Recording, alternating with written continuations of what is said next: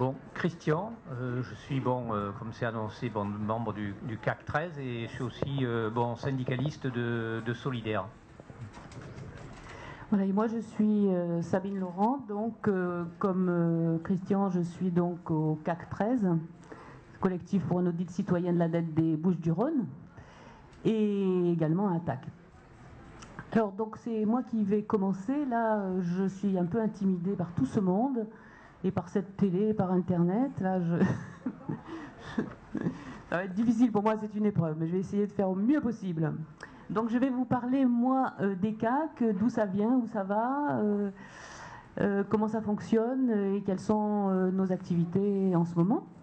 Et puis ensuite, je donnerai la parole à Christian qui, lui, vous parlera plus précisément de la dette publique et des enjeux de la période actuelle concernant cette question.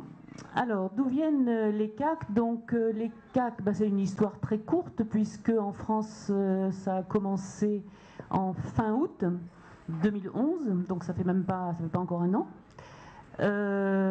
Et alors, auparavant, il y avait eu, en Grèce, au moment de la crise de 2010, donc déjà un appel pour un audit de la dette grecque et la création d'un comité contre la dette en Grèce. Donc c'est très court.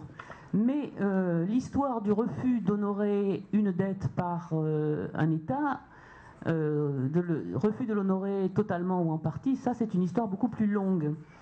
Alors il y a des cas que vous connaissez sans doute, qui sont bien connus. C'est le cas de l'Argentine en 2002, après la crise, pas avant, hein, après la grande crise, qui était causée par les politiques libérales de Menem et les dictatures qui avaient précédé.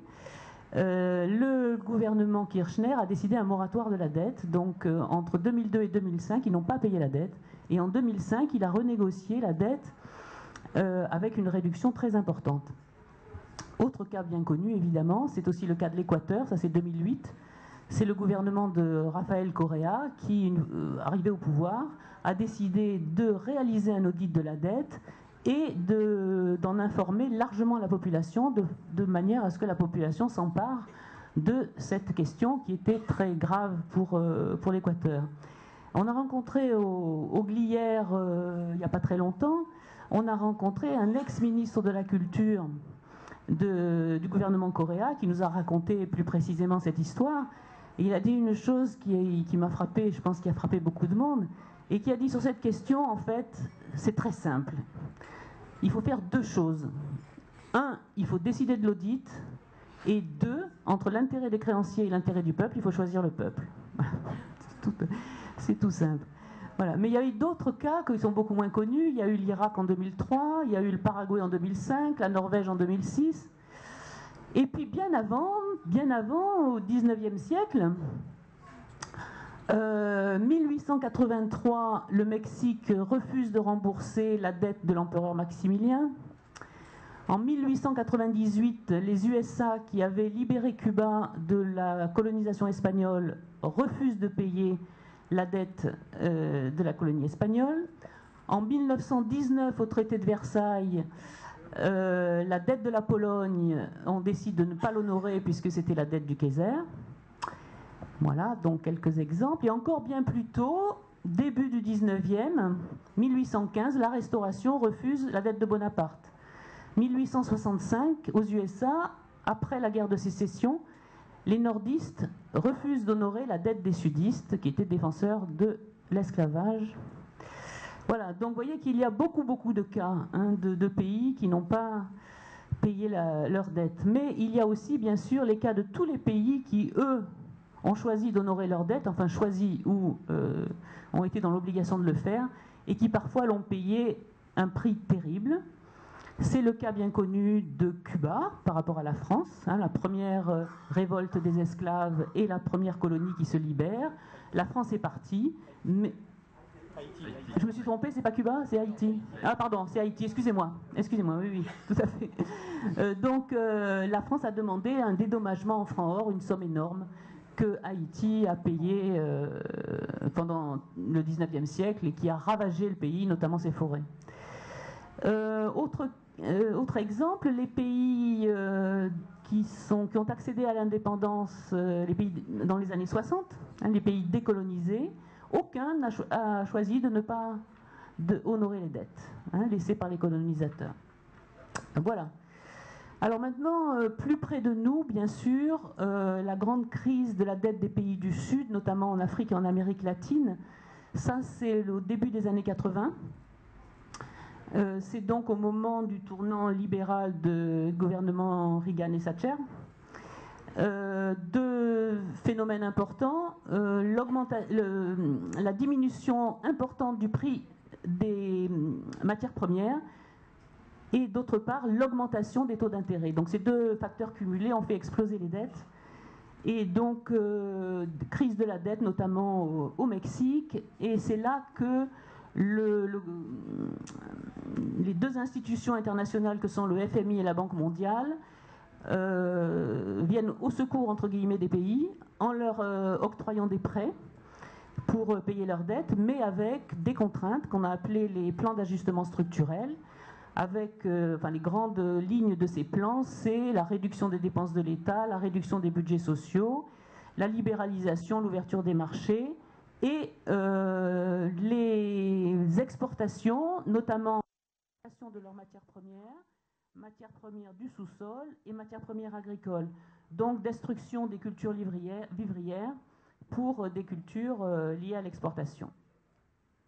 Voilà, donc dans ce contexte-là, en Belgique, se crée le CADTM, c'est-à-dire le Comité pour l'annulation de la dette du tiers, dans 1990, oui.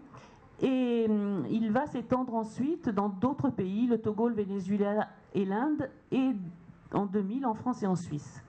Ce CADTM a construit une expertise très précieuse pour nous aujourd'hui, d'une part dans la compréhension des mécanismes, d'autre part dans la dénonciation des conséquences des plans d'ajustement structurel et des propositions de solutions alternatives.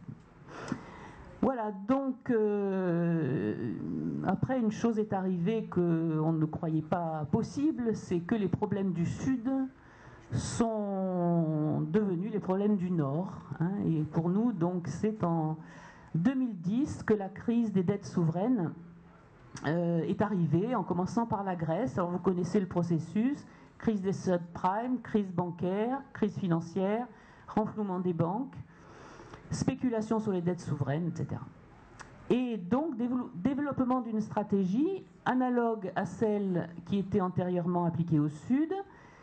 Les institutions telles que le FMI et la Banque Centrale Européenne vont prêter aux pays pour qu'ils puissent rembourser leurs dettes. Donc ce n'est pas en fait les citoyens des pays qui vont bénéficier de cette aide, mais les créanciers, contre des mesures dites d'assainissement, donc retour à l'équilibre des budgets, avec les mêmes remèdes, plus de libéralisme, plus de privatisation, moins de dépenses sociales, etc. Voilà donc le contexte. Alors, les collectifs pour un audit citoyen de la dette publique, donc je vous l'ai dit, en France, c'est août et septembre, donc à la rentrée 2011. La création donc de ce CAC s'est faite au travers de l'appel à signer une pétition, avec des objectifs qui sont, peut-être qu'on peut dire, les trois principaux objectifs. D'abord, c'est la remise en cause du discours dominant sur la dette, c'est-à-dire un travail sur d'où vient la dette, quelle est son origine. Son origine n'est pas une augmentation des dépenses, comme on nous le répète tous les jours, mais il y a d'autres raisons qu'on pourrait détailler, mais je ne vais pas le faire tout de suite. Et d'autre part, les solutions à la crise de la dette ne sont pas l'austérité, mais il y a d'autres solutions à cette crise que les politiques d'austérité. Donc ça, c'est le premier point, remettre en cause le discours dominant. Deuxième point, mettre ces questions en débat dans la population, car ces questions, bien qu'elles soient quelquefois assez complexes, sont des questions qui ne doivent pas rester l'apanage des experts. C'est-à-dire que tous les citoyens doivent pouvoir discuter de ces questions-là parce que, évidemment, ils sont concernés au premier chef. Alors, comment mettre ces questions au débat? On va avoir différents procédés de diffusion de l'information, de discussion, des actions de rue, des projections, des réunions, etc. Et troisième aspect, participer à des mobilisations sociales. C'est-à-dire que les collectifs pour un audit citoyen vont participer, peut-être avec des syndicats, dans différentes circonstances, à des mobilisations dans le passé et dans le futur. Je pense que cette année, ça va être sans doute, ça va se passer cette année après l'été. Voilà, alors donc un CAC national, et puis en France, des CAC locaux se sont créés au cours de l'année 2012. Aujourd'hui, ils sont à peu près au nombre de 110. À Marseille, dans les Bouches-du-Rhône, le CAC 13 s'est créé en janvier. À la suite des mobilisations contre le G20, le G7, qui s'était tenu à Marseille, les ministres des Finances en septembre s'étaient réunis à Marseille, donc il y avait une manifestation contre le G7, après le G20 à Nice, et c'est de ce collectif-là, finalement, qui s'est transformé presque à l'identique, pas tout à fait, avec quelques petites variations dans les participants, mais il s'est créé donc en janvier. En février, on a fait un grand meeting au Tourski, il y avait pas mal de monde, je crois qu'il y avait de l'ordre de 600 personnes. Alors dans ce collectif, il y a des associations, il y a des syndicats, il y a des partis politiques. Dans les associations, il y a donc ATTAC, il y a le CADTM, Daniel Coll est dans la salle là. Il y a la Ligue des droits de l'homme, la Marche mondiale des femmes, Sylvette s'est présentée tout à l'heure. Il y a des syndicats, alors je ne donne pas tout, toutes les organisations, j'en donne quelques-unes. Il y a des syndicats, donc la CGT, la FSU solidaire, il y a des partis politiques, le NPA, la FAS, le PCF, le PG. Alors, qu'est-ce qu'on fait dans le CAC des Bouches-du-Rhône, le CAC 13 ? Donc, on diffuse l'information qu'on va récupérer par le niveau national. On produit des documents. Vous en avez des exemples là sur la table qui est ici. Et on s'occupe aussi de coordonner les actions dans les Bouches-du-Rhône qui sont faites dans les différentes villes. Et donc, dernier niveau, les CAC locaux sont donc dans les Bouches-du-Rhône. Il y a des CAC à Aix, il y en a à Gardanne, il y en a à La Ciotat, il y en a à Arles. Et à Marseille, il y en a deux, donc Marseille-Centre et Marseille-Sud. Voilà, et qui s'occupent aussi donc de faire des réunions d'information, de débats, des distributions de tracts, etc. Donc je vais passer la parole à Christian. Mais je voudrais donc vous signaler que vous avez pensé à regarder là-bas, vous avez des documents donc, qui ont été produits par les CAC, vous pouvez vous servir. Je vous incite aussi, si vous voulez recevoir nos informations et participer à nos activités, à donner vos mails à Jean-Marie, qui est là-bas. Les actions locales prévues dans l'immédiat, ça va être la semaine. Vous savez que le 17, il y a les élections en Grèce. Donc, quel que soit le résultat des élections en Grèce, la situation va être très critique pour le peuple grec. Donc, on envisage de faire quelque chose dans la deuxième quinzaine de juin, et on va discuter la semaine prochaine de quoi exactement. Ensuite, on va faire évidemment des actions sur le pacte budgétaire à la rentrée, puisque ça va être une question très importante que l'adhésion ou pas du Parlement français à ce pacte budgétaire. Et je vais vous signaler donc des actions nationales le samedi 23 juin à Paris. Le matin, il y a les réunions des CAC locaux. L'après-midi, il y a des tables rondes. Et le soir, il y a un meeting à la rotonde de Stalingrad. Ensuite, deux informations très récentes. Donc hier, le CAC national a envoyé une lettre ouverte à monsieur le ministre de l'économie et le président de la Cour des comptes à propos d'un rapport qui a été demandé donc par le ministre de l'économie, c'est-à-dire Moscovici, sur l'état des comptes publics. Et donc le CAC demande à être reçu au ministère, demande que dans ce rapport, il y ait une extension du rapport qui soit consacré à un audit, et enfin, bien sûr, une demande de la participation l'information de la population de manière à ce que les citoyens puissent participer à cette question. Et dernière info, donc c'était pas hier mais avant-hier, au niveau international, il y a la création de l'ICANN, ICAN, International Citizen Debt Audit Network. Voilà, donc un réseau international des audits de la dette. Voilà, je passe la parole donc à Christian.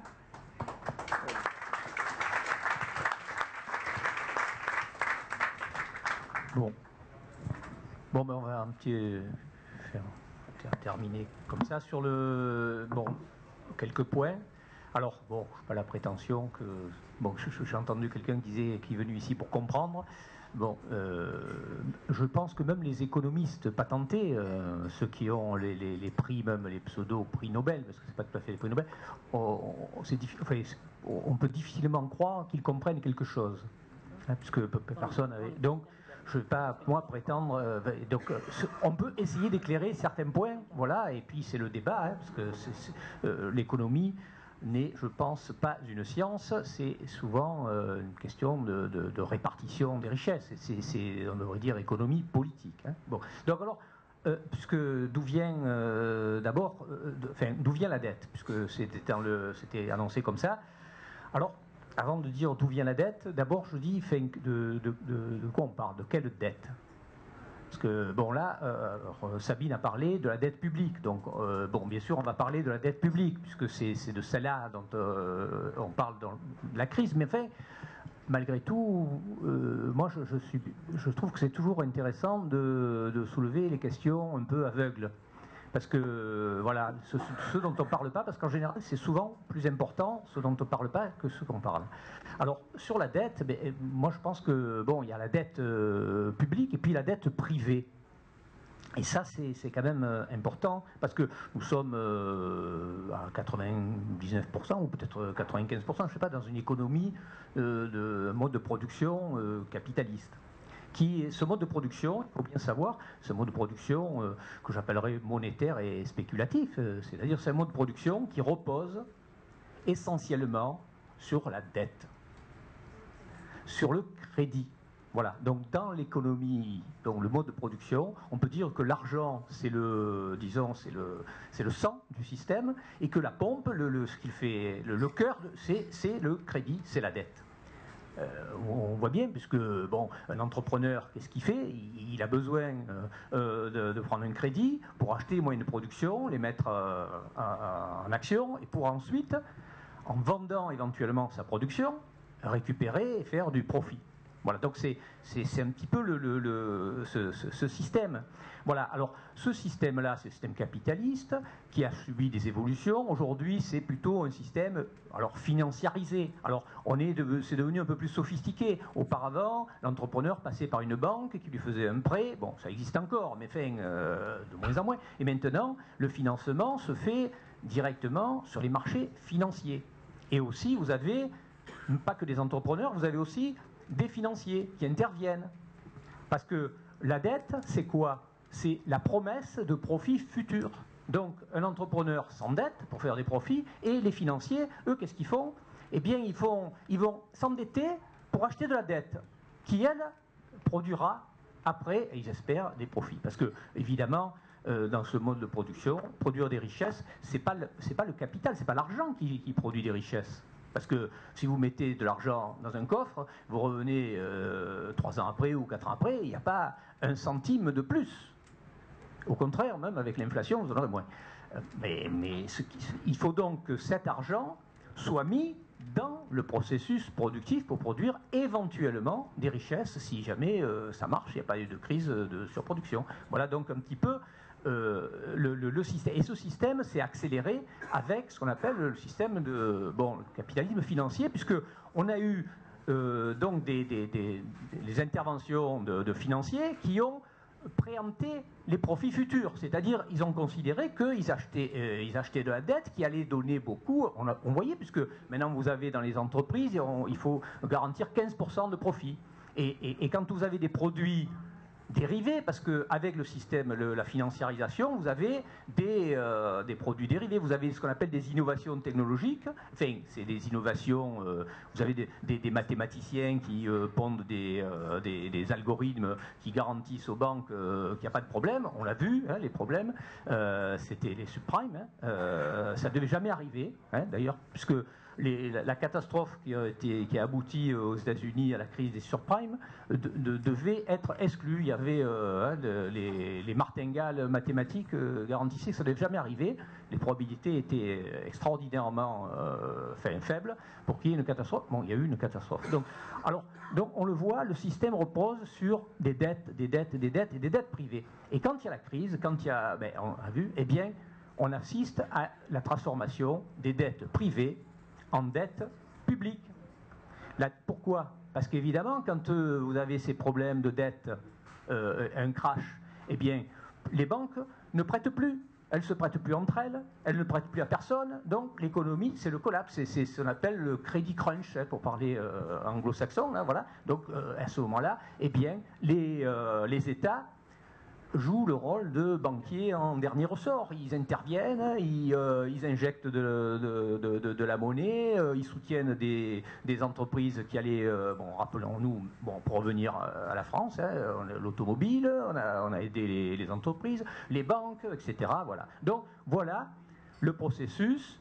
C'est-à-dire, et ça on le voit aujourd'hui avec la crise qui avait débuté en 2007, mais on l'a vu déjà dans le passé, quand les crises économiques sont issues en général des crashs de dettes privées. Et c'est ensuite la puissance publique qui hérite de ça et ça devient une crise publique. Et après, vous avez les éditorialistes qui commencent à crier haro sur le baudet, c'est des dettes publiques, alors c'est très mauvais. Quand c'est des dettes privées, c'est jamais mauvais. Vous avez eu pendant des années des délires aux États-Unis, en Espagne, en Angleterre, l'endettement privé était de l'ordre de 2 à 3 fois en pourcentage hein, le PIB. Ça posait pas de problème. D'ailleurs, chaque fois qu'il y a une dette publique, vous remarquerez qu'on y accole un petit adjectif qui s'appelle abyssal. La dette publique est par définition abyssale. La dette privée, non, c'est bon parce que évidemment ça garantit éventuellement des profits. Hein, voilà. On le voit quand vous voyez par exemple le système de santé en France, on dit « Ouh là là, ça coûte cher !» Parce que c'est une dette, c'est la sécurité sociale, ça nous coûte, c'est 11% du PIB, c'est très cher, etc. On compare avec des pays qui sont un peu moins, à 10 ou 9%, mais nous c'est très cher. Aux États-Unis, c'est 16% du PIB, mais c'est pas un problème parce que c'est privé. C'est-à-dire que c'est les individus qui payent. Voilà, c'est comme le téléphone, vous savez. Bon, je parlais du téléphone parce que j'étais au PTT. Quand vous étiez au téléphone, le téléphone c'est très cher, mais quand on est passé au téléphone, quand c'était privatisé, ce téléphone portable, c'est fini, il n'y a plus de problème. Voilà. Donc on le voit, ce rapport dette privée, dette publique, c'est quand même important de le savoir. Et aujourd'hui, eh bien, c'est la dette publique qu'on met en avant. Alors, l'exemple, ça a été la Grèce. Alors la Grèce, mauvais élève, puisqu'ils avaient un déficit important, ils avaient déjà un déficit de l'ordre d'à peu près 100% du PIB, mais on les avait admis dans l'euro, etc., parce que c'était bien. Puis après, comme à un moment donné, ils ont eu des problèmes de remboursement, on les a montrés du doigt. Mais quand on regarde sur l'Europe, la Grèce, c'est vraiment un cas vraiment minoritaire, parce que la plupart des autres pays, vous avez l'Irlande, très bon élève, l'Irlande, je crois que c'était un dragon celte, hein, on lui a donné ce nom, après les dragons asiatiques. Eh bien, l'Irlande s'est retrouvée du jour au lendemain dans une situation catastrophique, l'impasse budgétaire. Il a fallu sauver les banques. L'encours des banques, c'était plusieurs fois le PIB du pays. Bon, et maintenant, vous voyez l'Espagne. L'Espagne aussi, très bon élève, très bien noté. Pendant des années, ils avaient un taux de croissance extraordinaire. Ils avaient même un endettement public très faible. C'était 36%. C'était vraiment, ils étaient très vertueux. Aujourd'hui, vous voyez ce qui se passe, c'est que maintenant, l'Espagne commence à frapper au guichet pour essayer de se faire, de sortir de la nasse. Donc, elle aura beaucoup de mal parce que, évidemment, la façon dont l'Europe est organisée fait que ça va être très très difficile pour elle pour s'en sortir, même si elle essaie de sauver les apparences. Enfin on le voit. Cette question donc des dettes. Alors donc on voit bien d'où viennent les dettes, des dettes essentiellement des dettes privées qui sont transformées en dettes publiques. Alors dettes publiques qui sont l'origine, alors on parle là maintenant, revenons sur notre pays, puisqu'on connaît un petit peu mieux, c'est, régulièrement on nous dit vous dépensez trop, la culpabilisation, la dette, etc. Bon, quand on regarde, les dettes, elles seraient dues, soi-disant, à un excès de dépenses. On serait trop généreux dans ce pays. Hein, on le voit, on l'a vu pendant la campagne électorale, avec des campagnes sur les RMistes, sur la fraude sociale. On serait, alors qu'en fait, si on regarde les chiffres eux-mêmes, bien depuis 20 ans, enfin, disons les 20 dernières années jusque avant la crise, les dépenses sociales avaient plutôt tendance à baisser. Et par exemple, sur les dépenses publiques, elles pesaient 55% du PIB en 1993, elles ne pesaient plus que 52,5% en 2007, avant la crise. Évidemment, entre-temps, la crise est passée. Donc, ce qui fait qu'aujourd'hui, elles ont repris la croissance, mais on voit bien que ce n'était pas un argument. Par contre, si l'on peut dire, si on voit bien que ce n'est pas les dépenses de l'État, puisque même l'État lui-même, ses dépenses ont baissé, dans la dette. Si ce n'est pas les dépenses, alors il faut savoir pourquoi on assiste à une envolée des déficits, de la dette. Eh bien, c'est essentiellement à cause des choix de classe. Des choix de classe qui sont de fait de faire baisser les impositions des personnes qui sont les plus aisées dans ce pays, aussi bien les individus que les entreprises. On a vu le niveau d'imposition baisser de manière drastique. Alors si on regarde les 10 dernières années, ce qu'on appelle dans le langage de Bercy, les dépenses fiscales. Les dépenses fiscales, c'est les niches fiscales, les niches fiscales, les avantages fiscaux. 400 milliards d'euros. Donc 400 milliards d'euros, ça fait beaucoup, parce que quand vous le rapportez à une dette qui aujourd'hui s'élève aux alentours de 1700 milliards, on le voit, s'il y avait eu simplement le maintien d'une fiscalité depuis 10 ans au même niveau, eh bien la France aurait un endettement inférieur au fameux critère de Maastricht de 60%. Donc c'est ça, mais ça, on le dit évidemment pas de manière forte, parce que ça démasquerait la politique de classe qui a été menée sur ces questions financières, sur les questions fiscales. Voilà. Ensuite, il est évident que l'intervention de l'État pour sauver de la crise a évidemment fait augmenter cette dette. Alors ça, c'est pas nous c'est pas le cas qui le dit. C'est quand même des rapports qui ont été faits par l'ancien président de l'INSEE, Philippe Cottis, qui dit en absence de baisse de prélèvement, la dette publique serait environ 20 points de PIB plus faible qu'aujourd'hui. Vous voyez, donc aujourd'hui est à 85, on serait donc à 65. Voilà. Donc, et puis vous avez le rapport de Gilles Carrès.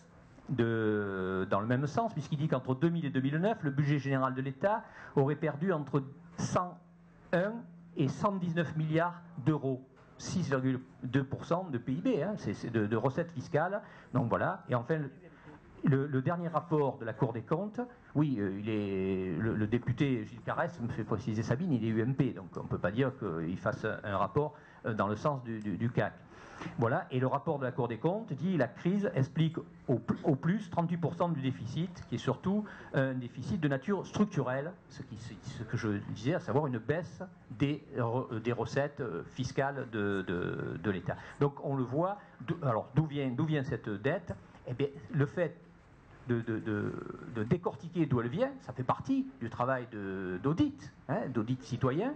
À partir du moment où on analyse d'où vient cette dette, de quoi elle est constituée, ça nous donne des pistes pour ensuite voir dans quel sens aller. J'oubliais, par exemple, je prends quelques exemples. On parle des dépenses sociales, on ne parle pas des dépenses, par exemple, d'armement. Le fait qu'on est engagé dans une période de difficultés budgétaires, quand même une intervention en Afghanistan, qui n'est quand même pas à la porte à côté, qui coûte assez cher, qu'on ait continué à financer le Rafale, qui est vraiment un avion qui coûte la peau des fesses. Le seul pays qui l'achète, la seule armée qui l'achète, c'est l'armée française. Bon, mais l'armée française, on sait bien que c'est pas une armée privée encore, et pour l'instant, c'est de les dépenses publiques. Donc voilà. Et voilà. Donc c'est quand même, ça montre un petit peu que quand on regarde le contenu d'une dette, il y a peut-être, même en France, quelques dettes illégitimes. Vous avez Dexia, par exemple. Dexia, vous savez, la fameuse banque là, qui aidait, entre guillemets, les collectivités, eh bien, dans un premier temps, elle a été renflouée de 3 milliards, puis ça n'a pas suffi, pour la sauver de la faillite, il a fallu injecter 6 milliards. Et on n'est pas sûr encore que ça suffise, parce qu'il y a encore beaucoup de prêts toxiques dans Dexia, parce que ces gens-là, ils ont aidé, soi-disant, les collectivités, mais en même temps, ils jouaient un peu pour leur propre compte, et ça donne des résultats. Aujourd'hui, les collectivités le voient, des emprunts toxiques, etc. Mais Dexia, c'est privé, il y a des actionnaires. Mais ces actionnaires, on ne leur a pas demandé d'injecter un seul euro. Donc il y a déjà 6 milliards dans la dette qui, bon, alors de ce point de vue, il y a du boulot si on veut commencer à voir ce qui est illégitime dans la dette. Voilà, bon, un petit peu. Alors, alors, est-ce que cette dette a été contractée dans l'intérêt général? La réponse est évidemment, bien sûr, dans la plupart, pour partie, oui, bien sûr, mais pour beaucoup, c'est pas l'intérêt général, c'est l'intérêt particulier d'aider des catégories sociales aisées qui sont en plus des catégories qui votent bien. Cela, on les a aidés. On a aidé, bon, évidemment, les entreprises, ça peut se justifier quand c'est vraiment, dans l'intérêt général. Parfois, on a aidé des choix qui n'avaient aucun intérêt pour, j'allais dire, l'intérêt général. Donc, une bonne partie de cette dette n'a pas été contractée dans l'intérêt général. On cite souvent ce cas avec les gens qui payent des impôts. Quand vous leur remettez des impôts, si quelqu'un, on lui fait économiser 10 000 ou 20 000 euros d'impôts par an, ben, qu'est-ce qu'il fait? Bien souvent, il économise d'un côté, c'est-à-dire il gagne au grattage, et puis après, il prend ces 20 000 euros qu'il a économisés, puis il les prête à l'État en bon du trésor, à 4 ou 5%, donc, et il gagne donc au tirage. Voilà, il a les deux, et après, évidemment, on demande aux citoyens de faire des efforts et leur dire quand même, vous avez beaucoup tiré sur le social, hein, la dette, c'est plus possible. Bon, voilà. Alors après, qui détient les titres? Alors qui détient les titres? Eh bien ça, c'est un secret. L'agence France Trésor, qui gère le grand livre de la dette, la dette de la France, c'est des spécialistes, hein, c'était quand même des gens assez pointus, puisqu'ils vont chercher sur les marchés, et là, de ce point de vue, ils ne sont pas mauvais, parce qu'il faut reconnaître qu'ils arrivent à lever de l'argent, parce que la France a besoin quand même, en 2011, elle avait besoin de 187 milliards d'euros pour boucler ses fins de mois, et cette année, en 2012, 182 milliards, un petit peu moins, mais il faut aller sur les marchés, puisque c'est une obligation. Vous ne pouvez plus faire comme c'était à un moment donné possible d'obtenir de l'argent par des banques, par la Banque centrale. Il faut aller sur les marchés. Donc ils arrivent, ils s'en sortent à peu près bien, hein, l'agence France Trésor. Enfin, ça reste quand même l'opacité pour ce qui est de qui détient la dette. Ce qu'on sait, c'est que 66% de la dette publique française, 1700 milliards, elle est détenue par des non-résidents. C'est un des pays qui est le plus ouvert. Les 2/3 de la dette sont détenus par des non-résidents. Alors, attention, là aussi, non-résidents, des fois, c'est pas forcément les chèques du pétrole ou des étrangers très loin. C'est souvent des Européens. Hein, mais il y a aussi des Américains, évidemment des fonds souverains de pays ou asiatiques ou européens. Voilà. Mais donc les 2/3. Et ensuite, dans le reste, si vous avez, dans ce qui reste, il reste à peu près 35%, vous avez 25% qui sont détenus par des gens relativement aisés, et puis des fonds, des assurances, les assurances, voilà, bien sûr. Et puis, vous avez ce qu'on appelle les petits porteurs, parce qu'on nous fait un cinéma, parce que si on voulait annuler la dette, les petits porteurs, les petits porteurs, ça représente même pas 10% de la dette. Hein. Les autres, vous avez des gros porteurs, vous avez des assurances, vous avez des banques. En France, c'est beaucoup les assurances. Hein. Dès que, pour ce qui est des résidents étrangers, là, vous avez des fonds de pension, des hedge funds, enfin, voilà, parce que, c'est notre façon de financer. Voilà. Alors, donc, une fois que on sait simplement ça, que ces structures-là qui détiennent la dette, mais on ne connaît pas. On connaît pas les gens. D'ailleurs, c'est une interdiction. Hein, c'est l'agence France Trésor a édicté. Il est interdit de connaître quels sont les créanciers de la France. Bon, ça, on ne sait pas que c'est interdit, mais c'est interdit. Voilà. C'est interdit. C'est une façon de. Voilà. Il n'y a pas que le secret suisse.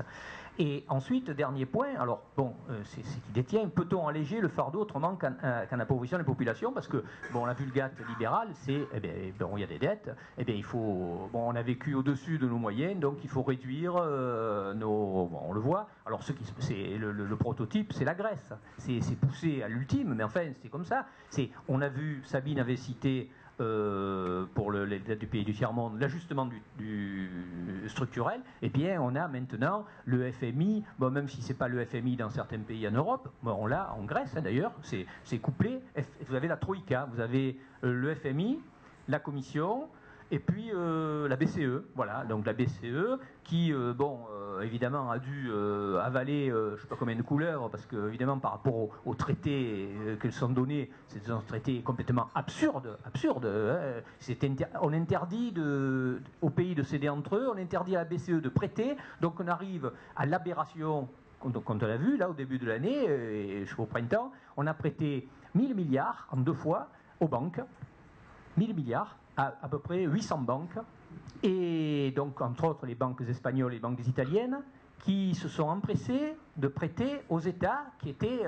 voilà. Donc on a des banques qui sont bancales, qui risquent à tout moment de crouler, mais cet argent, elles ne l'injectent pas dans l'économie, elles vont les prêter aux États qui eux-mêmes sont en difficulté. Donc, là, on le voit ils savent plus trop quoi faire. Donc, cette affaire-là, elle est quand même un peu compliquée. D'ailleurs, tout de suite après, donc, comme on a prêté à l'État espagnol, qui a prêté aux banques, et ces banques reprêtent à l'État espagnol. Vous voyez un peu le cinéma. Donc vous avez l'Europe qui prête à l'État espagnol, qui prête aux banques, et qui les banques peuvent lui prêter parce que ils peuvent pas directement, la BCE ne peut pas directement prêter aux États. Mais le seul petit problème, c'est que la BCE prête aux banques sur 3 ans à 1%, et les banques prêtent sur 3 ans à 5%. Donc vous voyez, le métier de banquier est quand même pas tout à fait très difficile. Hein. On peut gagner de l'argent comme ça, mais quand même ils en perdent. Hein. Donc il y a un problème. Alors peut-on alléger le fardeau autrement qu'en approvisionne la population? Eh bien oui, alors ça passe évidemment par... Il y a certaines dettes qu'il faut à un moment donné alléger, supprimer, parce qu'elles sont illégitimes. Mais ça, Sabine l'a bien montré, mais si on regarde dans l'histoire, c'est en permanence. Quand à des moments donnés, les créanciers, à cause du rapport de force qu'ils avaient, ont imposé des contrats léonins, que j'appellerais, eh bien, à des moments donnés, la société, pour revivre, eh bien, elle tire un trait. Mais le tire un trait, bon, ça, on l'a vu en Grèce au moment de Solon, hein, c'était il y a assez longtemps, 2500 ans, mais on le voit constamment dans l'histoire. Et à un moment donné, il faudra bien y venir, il faudra et ça veut dire quoi, annuler une partie des dettes? Eh bien, ça veut dire que les créanciers qui ont investi, alors sans réfléchir et tout, c'est ce que je disais au début, c'est-à-dire en espérant des 15-20% de rendement, eh bien, à un moment donné, eh bien, on leur dit, mais non, Coco, 15-20%, c'était impossible, ça n'existe pas, on ne peut pas avoir du 20% chaque année. Eh bien, tu prends 3% et puis le reste, c'est terminé. Voilà, il n'y a que comme ça, donc ça veut dire, d'une part, donc, il faut faire un moratoire, mettre un audit pour voir ce qui est légitime, ce qui n'est pas. Ensuite, faire payer une partie des créanciers qui étaient trop rapaces. Ensuite, la BCE doit monétiser la dette. Ce qui était fait auparavant, c'est-à-dire permettre que les États gagnent du temps, parce que la monétisation, ça permet de mettre en place des politiques pour repartir, rétablir l'économie, tandis qu'on le voit, s'ils font comme la Grèce, et la solution, c'est comme les docteurs Diafoirus, c'est-à-dire on saigne le malade pour le sauver, sauf qu'en général, ça se termine par la mort, hein, parce que si vous le saignez, il n'y a plus de recettes. D'ailleurs en Grèce, aujourd'hui, à force de payer, même si on aura on le dit souvent, on leur a beaucoup fait épargner, mais ils ont aujourd'hui, malgré ce qu'ils ont payé aussi, ils ont un ratio dette et recettes qui s'est encore dégradé, et ils ont une dette qui est à 165% du PIB. Donc comme leur PIB est tombé de 20%, même si leur dette a baissé, ben, le rapport numérateur-dénominateur a encore grandi. Voilà. Donc il n'y a que cette voie-là. Et ensuite, il faut maîtriser les banques. On l'a vu, le capitalisme financier dans les banques et les marchés financiers, il faut à un moment donné, d'abord que les banques cessent de jouer aux spéculateurs. Donc il faut au moins les contrôler, pour ne pas dire les nationaliser. Bon, je pense que dans certains pays, c'est même les nationaliser, mais les nationaliser, pas à la façon de l'Angleterre, où on les nationalise, on injecte de l'argent, c'est la puissance publique, puis après, dès que ça y est, on a mis tout ça dans une bad bank, tous les trucs pourris, et dès que c'est devenu profitable, on le reprivatise. Non, il faut là utiliser un système, un pôle public bancaire qui puisse aider vraiment l'économie. Parce que si vous n'avez pas un pôle public bancaire, jamais les petites entreprises, les gens qui font une activité utile ne seront financés. On le voit aujourd'hui. Regardez, on a mis 1000 milliards, on a prêté 1000 milliards aux banques, mais comme elles ne sont pas du tout contrôlées, eh bien ces 1000 milliards, ça retourne le circuit spéculatif et ça n'aide pas l'économie à redémarrer. En Espagne, la situation est catastrophique. En Italie, c'est pas mieux. Et même en France, c'est pas. Vous avez une croissance qui sera, je crois, de 0, moins 0,1 ce trimestre. Donc voilà. Donc voilà. La solution, c'est une autre politique, c'est de prendre le contre-pied de ce qui est fait, et puis se rendre compte que si vous n'avez pas de demande au bout, demande solvable, eh bien, ce sera le collapsus. Et la solution prônée par l'Allemagne, c'est-à-dire gagner des parts de marché à l'étranger, pas tout le monde peut le faire. Si vous faites tout ça, par définition, ça ne marche pas. S'il y en a qui gagnent des parts de marché à l'étranger, il faut bien qu'il y en ait d'autres qui achètent. Donc, à un moment donné, il faut bien qu'il y ait des gens qui consomment quelque part. Donc, il faut remettre du pouvoir d'achat pour les gens les plus démunis. De toute façon, on sait bien que les gens qui sont en bas, dès que vous leur donnez un peu de quelque chose, ils vont le consommer parce qu'ils sont en infraconsommation, alors que ceux qui ont des biens, eux, ils pètent de trop consommer. Voilà. Excusez-moi, peut-être c'était un peu long. Non, ça va.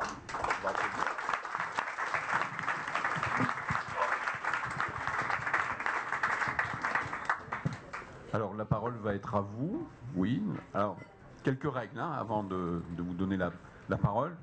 Donc, si vous voulez intervenir, poser une question, faire une intervention, vous levez le bras et vous intervenez au fur et à mesure que vous êtes inscrit. Alors, pour que ce ne soit pas une longue suite de prises de parole avec réponse à la tribune, et pour animer un peu le débat, si vous voulez réagir par rapport à ce qui vient d'être dit, vous levez le bras en criant très fort « réaction », et à ce moment-là, vous pouvez donc court-circuiter la liste de paroles qui s'est construite pour réagir à l'intervention précédente. Naturellement, on ne peut pas réagir à une réaction puisqu'on sera en train de construire une deuxième liste de paroles. Donc, réaction, ça marche qu'une fois. Alors, comme on est nombreux, habituellement, quand on est un peu moins nombreux, on autorise 3 droits de réaction. Mais ce soir, on est un peu nombreux, donc on aura droit chacun à un capital, excusez-moi ce gros mot, un droit de réaction. Hein. J'oublie quelque chose? Non, je ne crois pas. Donc, alors j'ai vu qu'il y a une demande de prise de parole. Et ici, en deuxième, on va prendre trois questions, 3 interventions. Allez, 4. Et puis la parole revient à la tribune. Là-bas.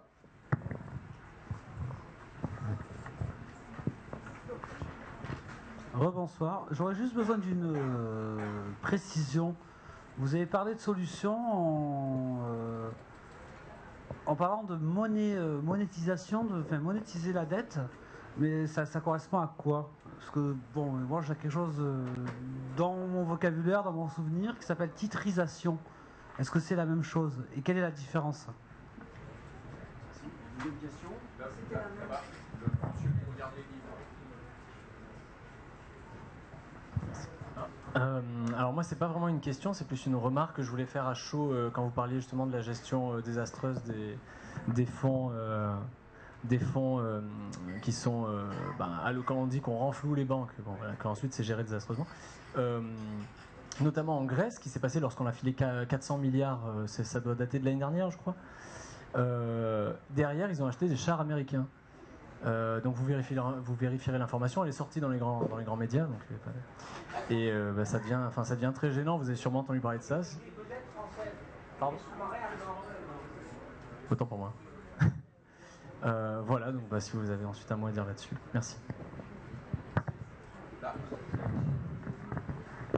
Oui, rebonsoir. Moi j'avais une question plutôt pour Sabine, pour le CAC 13 en fait. J'ai peut-être pas bien compris, mais je me demandais si vous aviez aussi un rôle très concret d'audit de la dette des collectivités locales ici dans la région, dans le département. Merci. C'est la même question que la première. La parole est à la Bon, alors, c'est sur la question, monétisation et titrisation. Alors, quand on parle de monétisation de la dette, c'est de demander à ce que la Banque centrale, ce soit la Banque centrale qui prête aux États. Parce que, pourquoi monétisation ? Parce que la Banque centrale a le pouvoir de création monétaire. Donc, c'est ce qui se faisait dans certains pays, donc en France, avant les années 73, avant que la loi l'interdise. Mais il faut bien voir que la façon de se financer n'était pas univoque. Même en 73, il arrivait à la France de passer par les emprunts, tout ça. Alors la monétisation, c'est ça. C'est quand on demande à ce que la BCE soit le prêteur en dernier recours, parce que ça permettrait évidemment de prêter à moindre coût et avec une plus longue durée. Et voilà, donc ce qui permettrait aux États de ne pas être sous la pression des marchés.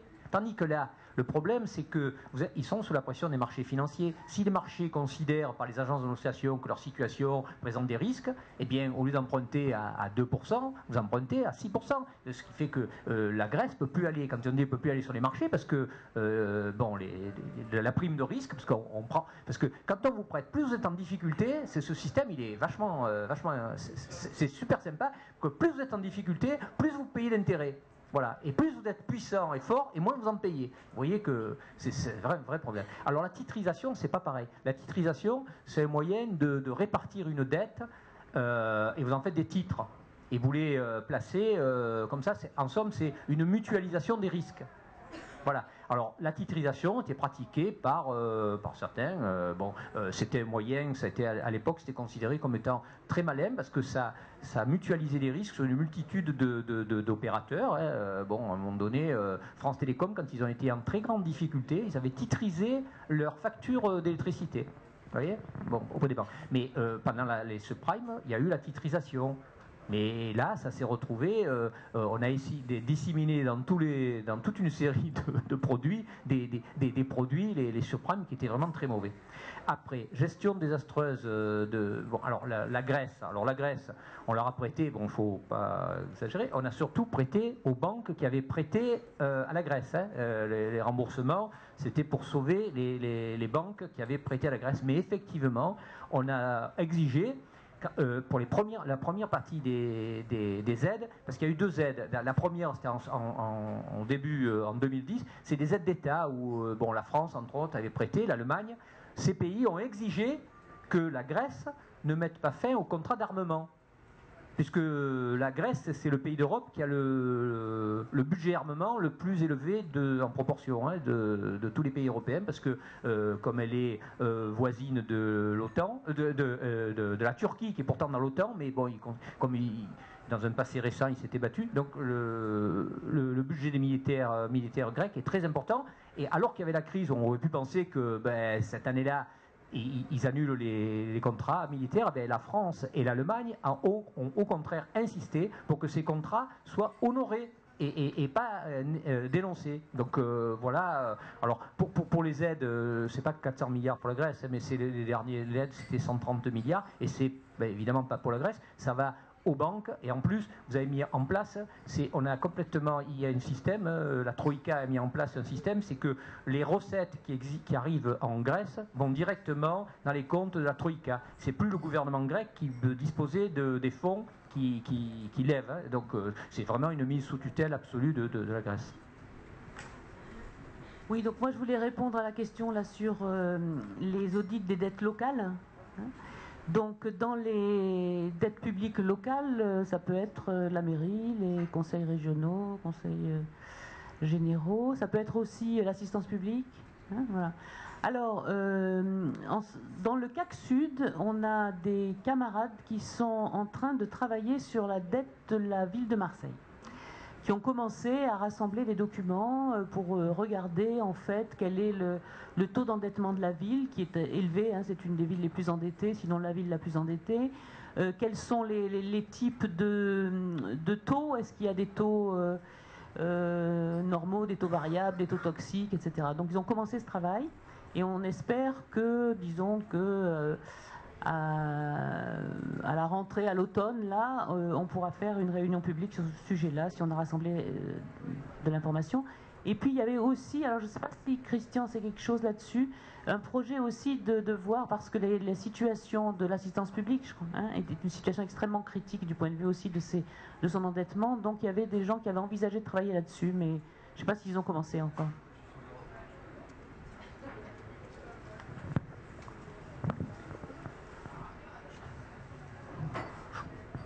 Juste un mot sur l'assistance publique, c'est très particulier.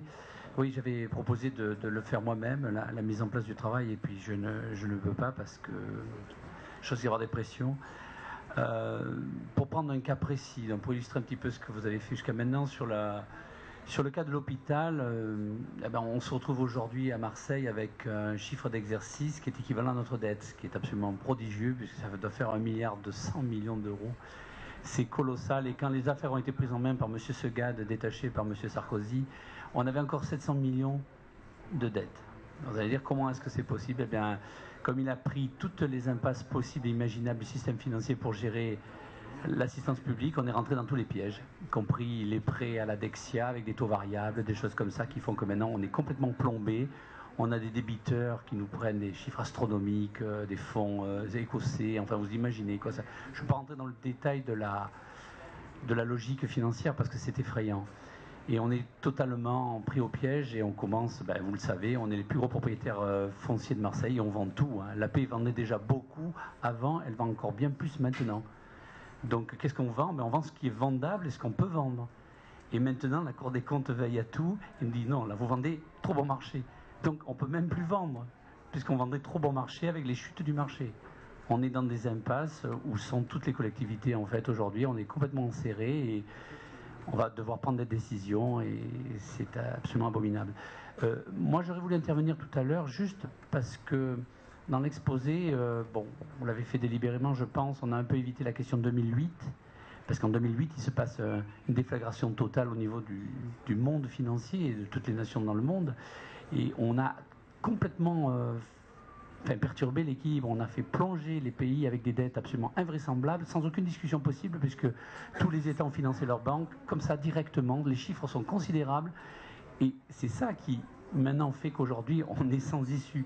C'est parce qu'on avait déjà une dette, qu'on a aggravé la dette considérablement, en sauvant toutes nos banques, et aujourd'hui on est dans une situation qui paraît inextricable. Voilà. Je ne vais pas garder la parole parce que... Ensuite là, et ensuite Alain, et ça reviendra à sa part. Et après Alain, ça reviendra à la tribune. Ouais. Alors j'ai juste deux questions assez rapides. Vous avez commencé par nous dire que c'est l'ensemble du système capitaliste qui était basé sur la dette et le crédit.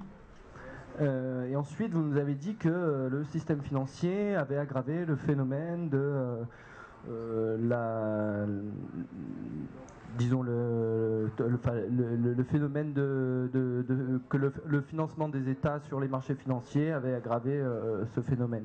Est-ce que pour vous, il y a une différence entre le capitalisme et la finance ?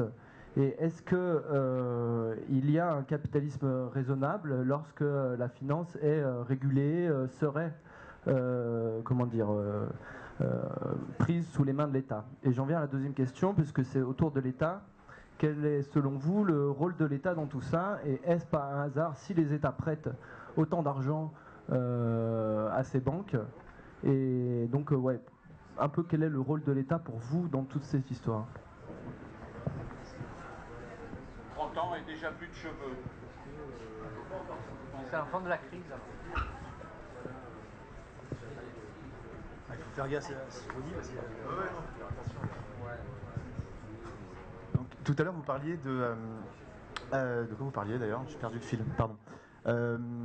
Vous parliez de la gestion des finances publiques par une banque centrale d'État. Vous avez parlé de ça tout à l'heure comme une solution. Ben, moi, ça me paraît être la seule solution, finalement, en fait. Enfin, bon, je pense que je n'invente rien, je crois. Et par contre, j'ai une question. Est-ce qu'il, à votre connaissance, une civilisation postérieure après la chute de l'Empire romain, qui était, à ma connaissance, la chute de l'Empire romain est a priori, à ma connaissance, une raison financière, et a priori la même situation financière dans laquelle on se retrouve aujourd'hui, nous, dans nos sociétés, c'est-à-dire une gestion qui est devenue privatisée, une gestion financière qui s'est privatisée. Est-ce qu'il y a eu, depuis, parce que c'est 100 ans avant Jésus-Christ, je crois, est-ce qu'il y a eu une société qui a eu une gestion financière publique par une banque centrale d'État unique? Voilà. Non, mais oui, mais sans intermédiaire, sans avoir des banques après qui ont prêté et qui, voilà, où quand on avait besoin d'argent, on ne se référait qu'à l'État. C'était l'État qui prêtait de l'argent. Lève le bras, là. Bonsoir. Quand je suis à table et que j'ai trop à manger dans mon assiette et que je vois que l'autre n'a pas assez, je l'en donne, ça me paraît logique. Le financier ne réagit pas pareil. Il a trop d'argent, il en donne à celui qui n'en a pas assez, mais il demande un taux d'intérêt. Ce qui fait que celui qui n'a pas assez d'argent va rajouter de l'argent à celui qui en a trop. Ce système est mathématiquement divergent, il ne peut arriver qu'à l'impasse.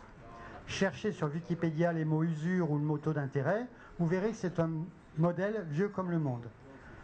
La France, pour répondre un peu ça, après 1945, fabriquait sa monnaie. Ça a été les années glorieuses. On sortait de la guerre, on a tout reconstruit. Et ça marchait très bien. Mais les banquiers, évidemment, ils râlaient pour l'inflation. Alors, on a tout un système de la dette qui est très particulier, qui vient de ce dérèglement. Donc, si on veut changer ce dérèglement, il faut changer ces règles. Et on a dit plusieurs fois ce soir, on interdit de savoir qui est les titres, on interdit de prêter aux États, on interdit, etc. Et c'est ces « on » qu'il faut comprendre qui sont-ils, parce que ce n'est pas nos hommes politiques, hein, eux ils obéissent. C'est ces « on » qu'il faut localiser, et c'est à ces « on » là qu'il faut changer les règles du jeu. Je me pose une question, ils ne sont pas plus cons que nous, ils doivent bien se rendre compte, pourquoi font-ils ça?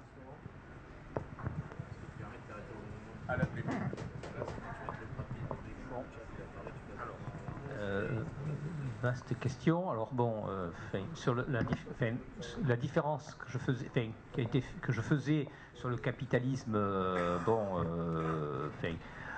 productif et le capitalisme financier, c'était dans l'évolution. Les deux sont basés sur le même principe, puisque on fait du profit, on fait un crédit, on s'endette. Le problème, c'est que avec le capitalisme financier, c'est la monnaie elle-même, c'est l'argent elle-même qui devient le support, puisque le capitalisme financier va acheter des dettes pour pouvoir gagner sur ces dettes à venir. Alors après, est-ce que c'est un capitalisme qui peut être régulé? Bon, simplement, le capitalisme qui a été régulé après-guerre, certains l'ont défini comme le capitalisme fordiste.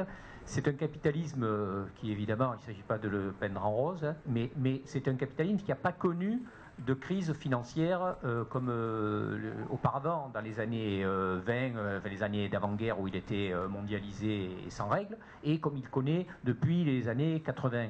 Donc on peut considérer que cette situation était, en tout cas, du point de vue qui nous intéresse sur la dette. Pour le reste, évidemment, moi je trouve pas que c'est un système qu'il faut qu'il faut trouver le sanctifier, d'autant qu'on n'y reviendra pas, ça m'étonnerait, enfin, c'est impossible, c'est qu'on revienne en arrière. Hein. Bon, après, sur le rôle de l'État. Alors l'État en général, bon, c'était dans la période du capitalisme industriel. Bon, il était là un peu pour faire imposer l'intérêt général de la classe des capitalistes à chaque capitaliste particulier, parce que évidemment la contradiction dans ce système, c'est que chaque entrepreneur, lui, il considère que le salaire qu'il donne, c'est un coût. Mais pour les autres, c'est aussi la demande qui est au bout. Donc on voit bien la contradiction et que c'était l'État qui gérait cette contradiction, qui était amené à prendre des mesures dans l'intérêt général de la classe des capitalistes. Bon, dans le capitalisme financier, le problème, c'est que le niveau de régulation qu'il a au niveau mondial n'existe pas. Il n'y a pas d'État mondial. Hein, parce qu'auparavant, ça se résorbait dans le cadre de la formation nationale, de la bourgeoisie nationale, de l'État national. Là, ce n'est pas le cas, donc on voit bien que les États sont relativement démunis. Alors en plus, en Europe, où on a des États croupions, qui sont dans une espèce de... Alors la direction européenne, qu'est-ce que c'est? C'est difficile à définir. Est-ce que c'est la Commission? On ne sait pas. Enfin, mais ça reste une espèce de conseil d'administration d'une grande fondation, bon, peut-être. Voilà, moi je ne peux pas répondre plus que ça. Sur le... Bon, alors la gestion... Alors c'est pas la gestion des finances publiques par la Banque centrale, ce que je disais, la monétisation, c'est de faire qu'il y ait une banque centrale qui fournisse des liquidités. Mais c'est pas une aberration. Vous avez aux États-Unis, la Fed fournit de la monnaie au gouvernement américain et même en Angleterre qui est quand même le berceau du libéralisme, la banque d'Angleterre fournit et achète des bons du Trésor. Donc c'est bon. Voilà. Après la réponse sur la crise de la civilisation, s'il y a eu des pays qui sont mis dans les mains d'une espèce de banque centrale, alors j'ignore ça. Il y a des périodes où il y a eu effectivement des périodes comme ça, où il y a eu peut-être l'État a pris plus, peut-être dans certains pays. Mais là, c'est difficile. Est-ce que l'Allemagne nazie, c'était comme ça? Je ne sais pas. Je n'ai pas de connaissances particulières. Bon, ensuite, pour ce qui est de la crise de l'Empire romain, bon, sans doute que c'est peut-être une question c'est difficile de considérer s'il y a une raison précise à cette chute ou s'il a été victime de son gigantisme. Je ne sais pas. Bon, enfin, je peux pas répondre à ça. Et la dernière question, c'était... Je me souviens plus parce que j'ai oublié de la noter. C'était... Oui, voilà. Bon. Je voudrais ajouter quelque chose à ce que tu viens de dire. Quand on parle du problème posé par la dépendance de nos ressources par rapport aux banques privées, puisqu'on est obligé d'emprunter sur les marchés privés, souvent, quand on parle de pôle public, de nationalisation des banques, de socialisation des banques, on va nous renvoyer des arguments du genre ah mais vous voulez le retour à l'Union soviétique par exemple, hein, voilà. Voilà, donc là, il faut arrêter avec ça, c'est-à-dire que effectivement, l'Union soviétique a été le théâtre de dérives terribles et épouvantables. C'est pas une raison pour ne pas voir comment on peut instaurer sur les banques un contrôle de la population.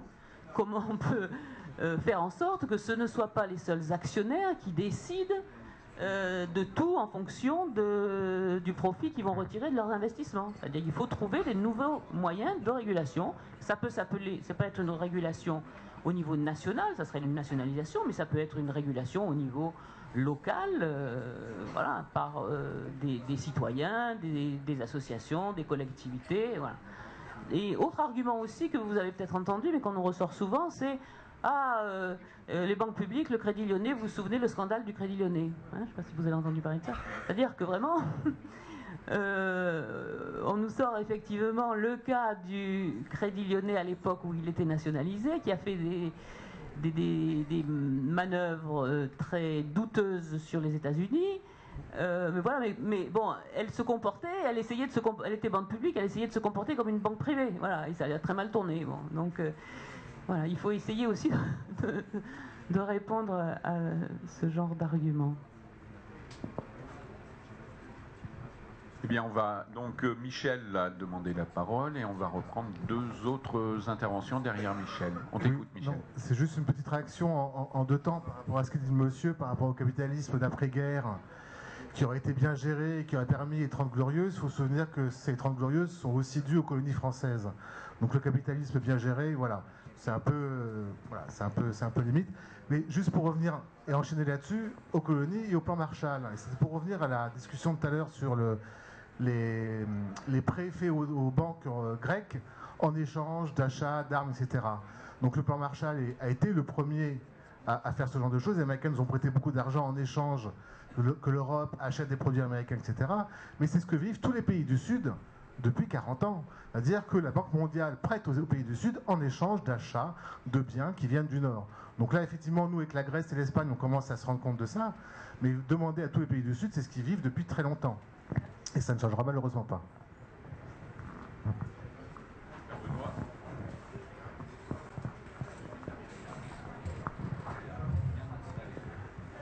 Bonsoir. J'aimerais lancer une petite alerte. J'ai écouté votre discours et même si évidemment les conclusions ne sont pas celles qui sont dans l'idéologie dominante, vous utilisez quand même exactement tous les termes de l'idéologie dominante, tous les termes qui sont véhiculés par les médias. Et là, on ne fait pas assez attention. À mon avis, nous sommes dans l'erreur, c'est-à-dire que nous véhiculons l'idéologie libérale destructrice. Et c'est pas une idéologie qu'il faut véhiculer. C'est quand même, moi, si je suis spolié de mes biens chez moi, je ne vais pas dire que j'ai une crise de liquidité. Je vais dire je suis spolié et je réclame justice. Hein. Or, cette organisation qui trafique les lois à son profit, cette organisation qui organise ce qu'on appelle la crise, mais si vous voyez les devantures de ce que vous appelez les banques, et qui ne sont plus des banques, puisque ce sont des banques assureurs qui vous proposent n'importe quel produit, hein, jusqu'à le tout compris, c'est-à-dire l'assurance de la maison, l'achat de la voiture, et pourquoi pas des réassurances, comme il existe aussi des organismes de réassurance en cas de crise. Alors nous employons le mot crise, mais à mon avis, c'est pas la crise. Nous sommes, le peuple est spolié, le peuple est assassiné pratiquement. Je reprends le terme de Jean Ziegler dans son dernier livre, hein, Qui gouverne le monde. Il dit que quand il y a un enfant qui meurt dans le monde, et il y en a je ne sais plus combien toutes les secondes, c'est un enfant assassiné. Donc nous avons affaire là à ce que j'appelle moi une mafia qui est horriblement organisée, qui a pris tous les pouvoirs, absolument tous les pouvoirs, et qui continue à nous balancer son idéologie que nous avons plaisir à répandre, même en disant non, on veut plus ça. Et moi je pense qu'il faut que nous changions de vocabulaire en premier, que nous disions que ces usurpateurs, ce sont des assassins. Il ne faut pas dire non, ils font ce qu'ils peuvent, ils ont transformé les lois. Ce sont des mafieux. Ils sont infiltrés partout. Hein. Peut-être qu'on pourrait parler des groupes comme Bilderberg et tout ça, et on s'apercevra que, eh bien, ils sont très très bien organisés et ils se foutent pas mal de nos petites réflexions. Voilà ce que je voulais dire.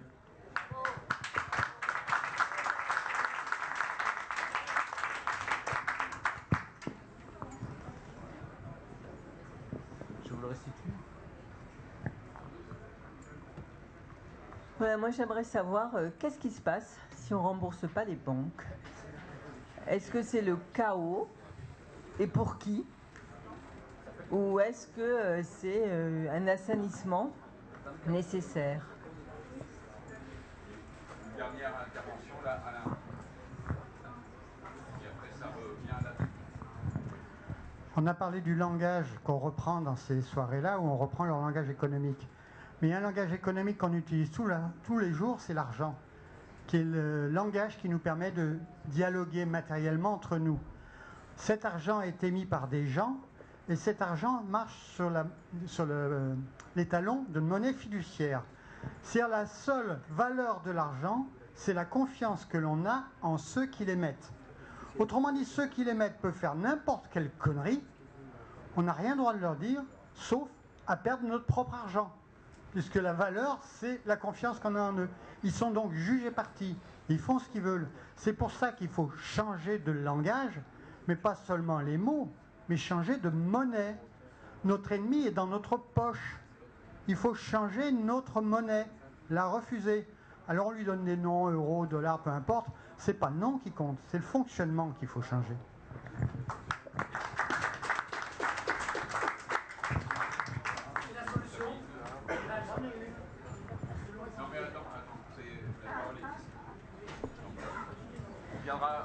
Oui, moi je voudrais répondre là au monsieur qui parlait de vocabulaire. Je suis assez d'accord sur le fait que avec du vocabulaire, on transporte des idées et une idéologie, c'est vrai. Donc il faut faire attention à la manière dont on utilise les mots. Voilà. Et quelquefois, on trouve en fait des alternatives, mais c'est pas toujours évident. Je suis assez d'accord aussi quand il parle d'assassin, c'est-à-dire que les mots qu'utilisent les économistes orthodoxes, ceux qui depuis 30 ans nous expliquent que le marché va tout réguler pour le meilleur des mondes possibles, aujourd'hui on voit les conséquences dramatiques. Et donc aujourd'hui, ceux qui continuent à tenir ce type de langage, il faudrait quand même leur faire rentrer dans la gorge leurs mots parce que ce sont des mots qui tuent. Ce sont des mots qui tuent, c'est-à-dire que les Grecs, quand ils peuvent plus se soigner, quand ils peuvent plus manger à leur faim, ce sont des gens qui vont mourir, ce sont des enfants qui vont grandir avec des déficiences, etc. Donc je crois que ces gens, effectivement, c'est pas seulement une bataille de salon dans laquelle on sort des arguments les uns contre les autres. C'est aussi une bataille qui fait des dégâts graves. D'autre part, alors, je vais dire autre chose, c'est que c'est quand même important quand même les discours. C'est-à-dire que quand on est en train de construire un discours alternatif, on est quand même en train d'aider à des combats d'une autre nature. C'est-à-dire que pour que les gens, ce que j'ai essayé de dire tout à l'heure, pour que les gens se mobilisent sur des actions qui vont être plus concrètes, il faut qu'ils sachent pourquoi ils le font. Et donc ça, la diffusion de l'information, c'est quelque chose de fondamental. Et le débat et la discussion autour de nous pour que, en fait, armer les gens de manière intellectuelle pour qu'ils comprennent pourquoi ça suffit, pourquoi il y a des alternatives et pourquoi on va arrêter de croire tout ce qu'ils nous racontent.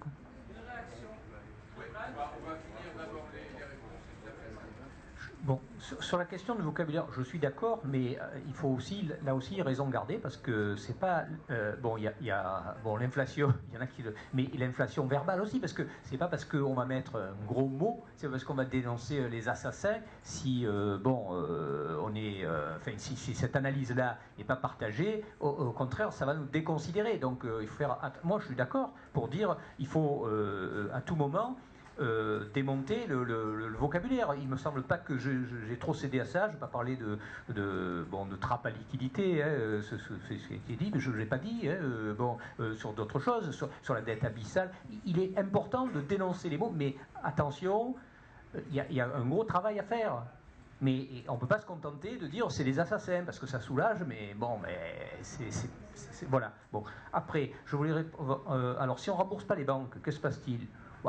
Bon, on l'a vu, on en a parlé, il y a des périodes où il y a eu dans les sociétés, des moments donnés, on a remis tout à zéro, parce que ça ne marchait plus, parce qu'effectivement, quand on a des intérêts qui sont complètement exorbitants, à un moment donné, c'est la réalité, je veux dire, c'est ça. Hein, le problème de la dette, c'est le mistigris. Le mistigris que tout le monde se repasse. Mais en général, c'est les dominants qui l'imposent aux dominés. Hein. Donc, c'est pour ça qu'il faut arriver à faire comprendre que cette dette, elle est illégitime et que ce mistigris, eh ben, c'est ceux qui en ont profité pendant 20 ans qui doivent le payer. Voilà. Alors, donc, si on ne rembourse pas les banques, ben, il y a des banques qui ont fait faillite.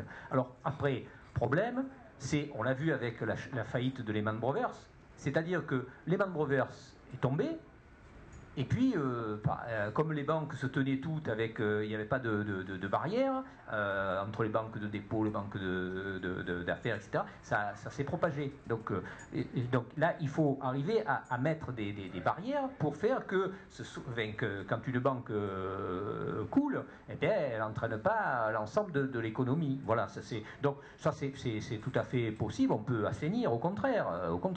Bon, moi, il me semble pas. Pardon ? Alors, là aussi, bien sûr, moi je suis d'accord, il y a pour beaucoup de mesures, hein, on ne les a pas toutes énumérées, mais les paradis fiscaux, ce qui sont là, c'était soi-disant, ils devraient être interdits, mais on a simplement changé une liste et tout, puis évidemment, chaque pays a ses paradis fiscaux à lui, hein, qui l'intéressent, on les a gardés, donc il y a les paradis fiscaux, il y a les ventes à nu, hein, c'est-à-dire vous vendez des titres alors que vous n'avez pas, tout ce qui est des éléments spéculatifs, mais évidemment, il y a toute une série de mesures, bon, on n'est pas rentré dans le détail là-dessus, mais qui visent à... Alors après, ça changera... C'est quand même... bon, ça, c'est des mesures qu'il faut prendre, mais la régulation ne suffira pas. Il faut évidemment poser la question de l'argent, de la monnaie. Parce que la monnaie, c'est à la fois un bien social et aussi un moyen qui concentre le rapport de classe, le rapport de domination. Donc c'est des questions qui ne sont pas simples, sur lesquelles il faut arriver à faire discuter les citoyens. Et quand il y a des expériences de monnaie locale, ça c'est important de le développer parce que ça permet aux citoyens de comprendre un peu la fonction de la monnaie, la double fonction de la monnaie. Mais il y a tout un travail d'éducation, on n'est pas du jour au lendemain, mais on est quand même dans une situation où il y a des choses qui apparaissent aux gens quand tu parles d'assassin, mais ce qu'on voit bien, c'est qu'on est en train d'étrangler un peuple en Grèce, où ça, tout le monde le voit bien, et qu'à un moment donné, il va falloir que, il y ait une mobilisation, j'allais dire politique, pour en venir à bout, parce que là, on n'est plus dans la littérature, dans la critique, on est là vraiment dans le politique.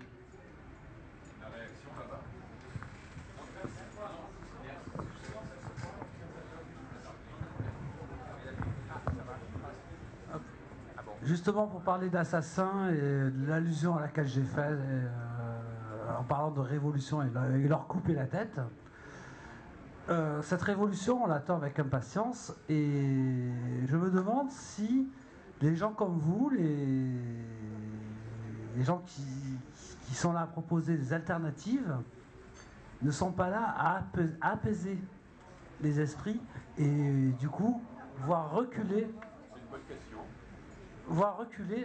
cet instant, ce moment de révolution.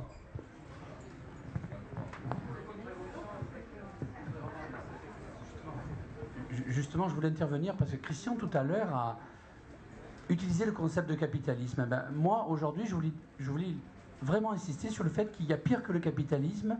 Il y a le capitalisme d'aujourd'hui, financiarisé et mondialisé. On change complètement d'échelle, on change complètement de niveau. Le capitalisme qui aboutit à 29 à son crack et tout n'a rien à voir avec la puissance de frappe qu'il a aujourd'hui. Aujourd'hui, aucun gouvernement en ce monde décide. C'est faux. Ce sont les banquiers qui décident. Quand Goldman Sachs met à la tête des États, comme en Grèce, non, il faut arrêter de plaisanter, là, ça va plus du tout. Ou en Italie, non. Ils ont vraiment le contrôle, il faut en avoir parfaitement conscience. Ils verrouillent tout. Depuis tout à l'heure, on fait un exposé sur un système entièrement verrouillé, mais c'est encore au-delà de ce qu'on peut imaginer. Moi, j'ai le malheur de me promener dans les livres de Chenet ou de Lordon et tout. C'est effrayant. Quand j'arrête de le lire, j'ai une frousse, mais abominable, quoi. Si on voit la portée des décisions et de l'encadrement qu'ils font des États et ce qu'ils mettent en place, effectivement, on est en situation pré-révolutionnaire. Il n'y a à la situation espagnole aucune issue. Hier, je me suis baladé toute la nuit, enfin l'autre nuit où je travaillais, sur Internet, sur certains streamings qu'on peut trouver maintenant. Les gars sont en train en ce moment de présenter des sujets de 12 minutes où il n'y a effectivement aucune solution. L'histoire de l'Espagne, c'est un pays qui a des fonds, qui a du potentiel, qui commence à prendre des subsides européens, qui commence à les investir dans un capitalisme immobilier et qui s'est piégé tout seul dans un système où il n'y a strictement aucune issue. La conclusion du sujet, c'est l'espagnol, j'ai un salaire de merde et je m'en sortirai jamais parce que le bien immobilier que j'ai devant moi, il a triplé, c'est la vérité, ils ont triplé le temps en une dizaine d'années et ils sont dans des situations inextricables. Donc effectivement en Espagne, moi je ne vois pas où est leur solution, il n'y aura pas de remboursement de la dette, et l'Espagne c'est 50 fois la Grèce au niveau de l'explosion. Donc on peut attendre et ça ne va pas tarder. On va prendre une intervention encore. Voilà, Marc, là.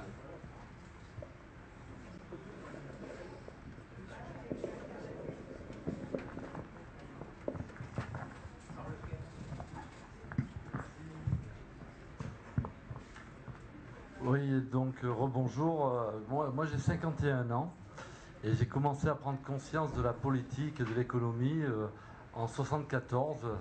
Et en 74, il y a eu le passage de Giscard d'Estaing. Et donc c'est à ce moment-là que j'ai commencé à m'intéresser à tout ça. J'avais 13 ans, 14 ans. Ça faisait 2 ans que l'OM était double capé. Et ça, c'était vachement bien pour moi. Depuis, l'OM est passé outre ailleurs. Hein. Je voudrais simplement dire que pour se débarrasser de tous ces trucs qui sont dangereux, hein, parce que c'est très dangereux, moi je rejoins complètement le discours du monsieur qui disait qu'on utilisait des mots qui sont des insultes. Hein.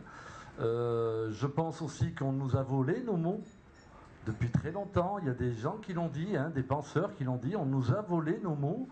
Quand vous regardez que le mot projet est aujourd'hui dans les livres de management le mot principalement utilisé, hein, il y a 30 ans, le mot... alors c'était Franck Lepage qui avait fait un speech là-dessus, qui avait fait valoir que le mot le plus utilisé il y a 30 ans, c'était le mot hiérarchie. Voilà. Et donc tout ça, ça change. Alors pourquoi je fais valoir toutes ces années qui passent, c'est que aujourd'hui, il est évident que j'assiste encore à une réunion où on me dit que ça va mal, et je voudrais qu'un jour on me dise réunissons-nous pour parler concrètement, mais ça veut dire faire des efforts. Moi, depuis 2009, j'ai perdu énormément de choses et je me dis qu'il faut faire des efforts. Mais il faut commencer par ses propres efforts. J'ai 5 enfants. Personnellement, je touche le RSA alors que je sais faire plein de choses de mes 2 mains. Hein, et je rends service à qui peut être capable en présence de me demander mon service. Et je ne fais pratiquement pas payer mes efforts. Mais j'ai choisi d'avoir le RSA parce que je me dis que la première des choses à faire, c'est de croître. Arrêter d'acheter le plastique, arrêter d'acheter toutes ces merdes qui nous encombrent. Voilà, alors effectivement, on utilise des gros mots. Mais ces gros mots-là, il faut leur dire à ces économistes, leur dire « Stop, on ne parle plus votre langage, c'est vous qui vous intéressez à nous, parce que c'est nous qui vous faisons vivre. » Voilà, donc la question c'est les solutions. Apportez-nous des solutions. Alors, qui doit répondre aux solutions? Non mais les solutions, je pense que c'est... il y a des pistes sur certaines choses, mais les solutions, elles n'existent pas en dehors j'allais dire, du mouvement qui se crée. Hein, parce que, voilà. Alors, sur la Grèce, bon, on parle des économistes, mais aujourd'hui en Grèce, il ne va pas y avoir beaucoup d'économistes qui tiennent le haut du pavé. Hein. Regardez les partis qui tenaient le haut du pavé, hein, le PASOK et la Nouvelle Démocratie, qui étaient il y a simplement 3 ans, ils se partageaient largement le pouvoir, ils faisaient 70% ou 75%, et bien aujourd'hui ils sont minoritaires dans le pays. Donc on le voit, les choses peuvent bouger.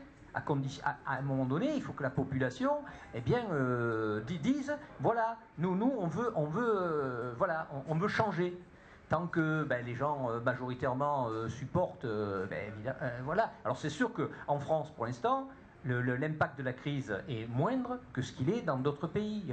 Bon, alors en Grèce, ou en Irlande, ou en Espagne. En Espagne aujourd'hui, la situation est compliquée et surtout elle va s'aggraver. Bon, ce que disait Christian, est tout à fait juste, c'est-à-dire ils ont une économie qui est mono-activité dans l'immobilier. Aujourd'hui, ils ont beaucoup de mal pour imaginer une sortie de cette situation. Mais à un moment donné, il va falloir que des mesures soient prises de manière drastique, parce qu'ils ne vont pas pouvoir traîner ces espèces cette dette immobilière. Il faut que, on raye d'un trait les dettes des gens, sinon ils vont être expulsés, ils n'auront plus d'habitat, ils ne pourront plus travailler, etc. Voilà. Mais pour le reste, moi je peux pas. La réponse, je n'ai pas de réponse en tant qu'individu. C'est dans le mouvement la capacité de mettre en cause cela. C'est pour ça que nous proposons, en tant que collectif pour un audit citoyen, c'est faire que ces débats, que les gens viennent un peu poser ces problèmes. Quand ces problèmes seront posés de manière, pas simplement ici, mais de manière massive, quand vous aurez des milliers de gens qui viendront en disant nous on refuse de payer pour cette dette, il faut annuler la dette, ça changera évidemment les choses.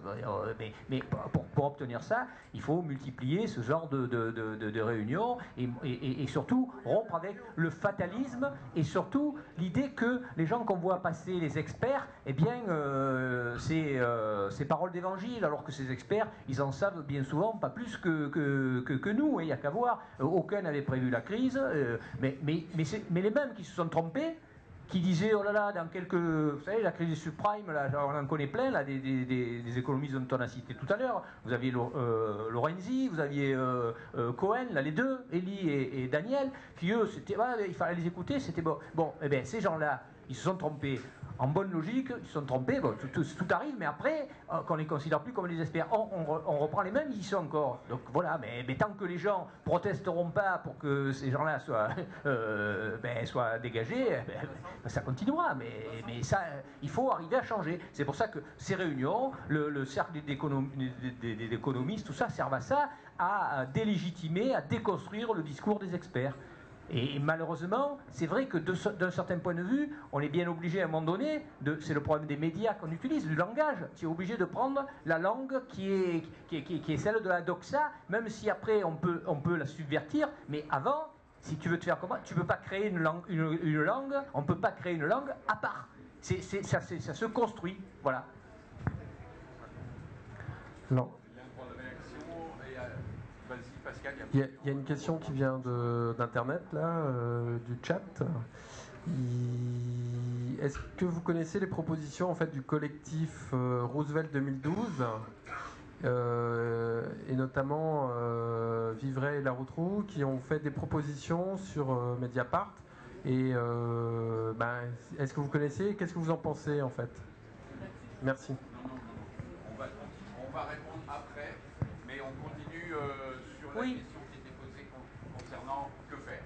Oui, c'est ça. Moi, je voudrais répondre sur trois plans. Le plan de nos activités banales, quand on va sur la Canebière et qu'on fait une action de rue plus ou moins ludique, qu'on fait la quête pour les banques, par exemple, ou qu'on distribue des tracts sur la dette. Bon. On a vraiment un écart de niveau de conscience chez les gens qu'on rencontre extraordinaire. C'est-à-dire qu'il y a celui qui va vous dire « Ah ouais, j'ai lu le dernier article du Monde diplomatique sur la dette, j'en bien, voilà. » Et puis il y a celui ou celle qui va vous dire « La dette, quelle dette ?» Voilà. Donc là, il y a quelque chose d'important à faire, quoi. Je vois que c'est vraiment important, le temps qu'on va prendre pour discuter avec la deuxième personne, là, pour essayer de commencer à lui dire ce qui se passe, quoi. Et c'est vrai que notre sujet aujourd'hui, c'est la dette, c'est pas autre chose. C'est-à-dire que le point que tous les militants qui sont dans le CAC 13, ils ont choisi ça. Et il nous semble que c'est un point très important pour le quotidien aujourd'hui en France et en Europe. C'est un point très important puisque c'est le cœur de la propagande libérale. Et ça a des conséquences, et ça va avoir des conséquences terribles sur notre vie, c'est-à-dire que sur les études des jeunes, sur le prix des études, sur la manière de se soigner, etc. Donc voilà, nous on fait ça, mais évidemment, les solutions qu'on peut apporter concernant la dette en montrant que si on ne paie pas la totalité, ça n'a rien d'extraordinaire, ça s'est fait ailleurs, et les banques elles vont râler, puis après elles vont continuer à prêter parce que c'est leur boulot. Voilà, donc dire ça, c'est effectivement le projet qu'on a. Hein, dédramatiser cette histoire, voilà, mais après, révolution, projet politique alternatif, ça, c'est pas nous. Hein, c'est pas nous, c'est-à-dire qu'il y a des expériences alternatives à droite, à gauche qui se construisent, il y a des projets politiques alternatifs, il y a des machins, voilà. Ça, c'est toute des choses à construire, et à construire notamment par les jeunes générations qui vont avoir à faire avec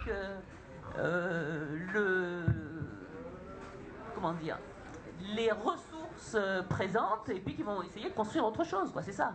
Mais ça, effectivement, aujourd'hui, on ne va pas vous dire quel est le système idéal, comment il faut organiser la production, comment il faut organiser le système politique. C'est pas nous. Nous, c'est la dette. Oula. Bien, donc on approche de la fin. On va prendre 3 dernières interventions avant la réponse à la tribune. Donc... oui, ici. Est-ce qu'on rappelle l'intervention qui est venue d'Internet? Oui, et donc on va répondre sur Roosevelt Neubien.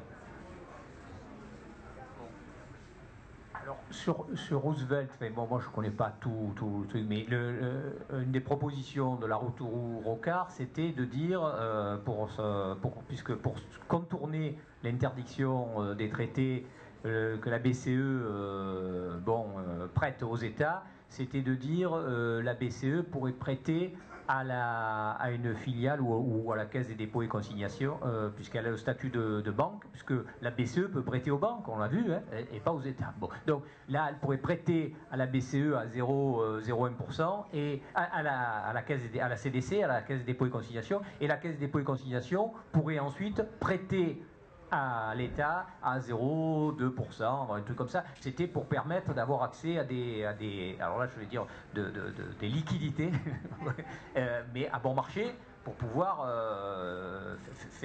diminuer le poids de la dette, parce que évidemment, je n'en ai pas parlé tout à l'heure, mais la question des intérêts joue, parce que quand vous empruntez à 6-7% et que vous avez un taux de croissance de 2%, la dette, loin de se réduire, ne fait que s'amplifier. C'est pour ça que cette mesure pourrait être utile. Bon, moi c'est tout ce que je peux dire par rapport à la question.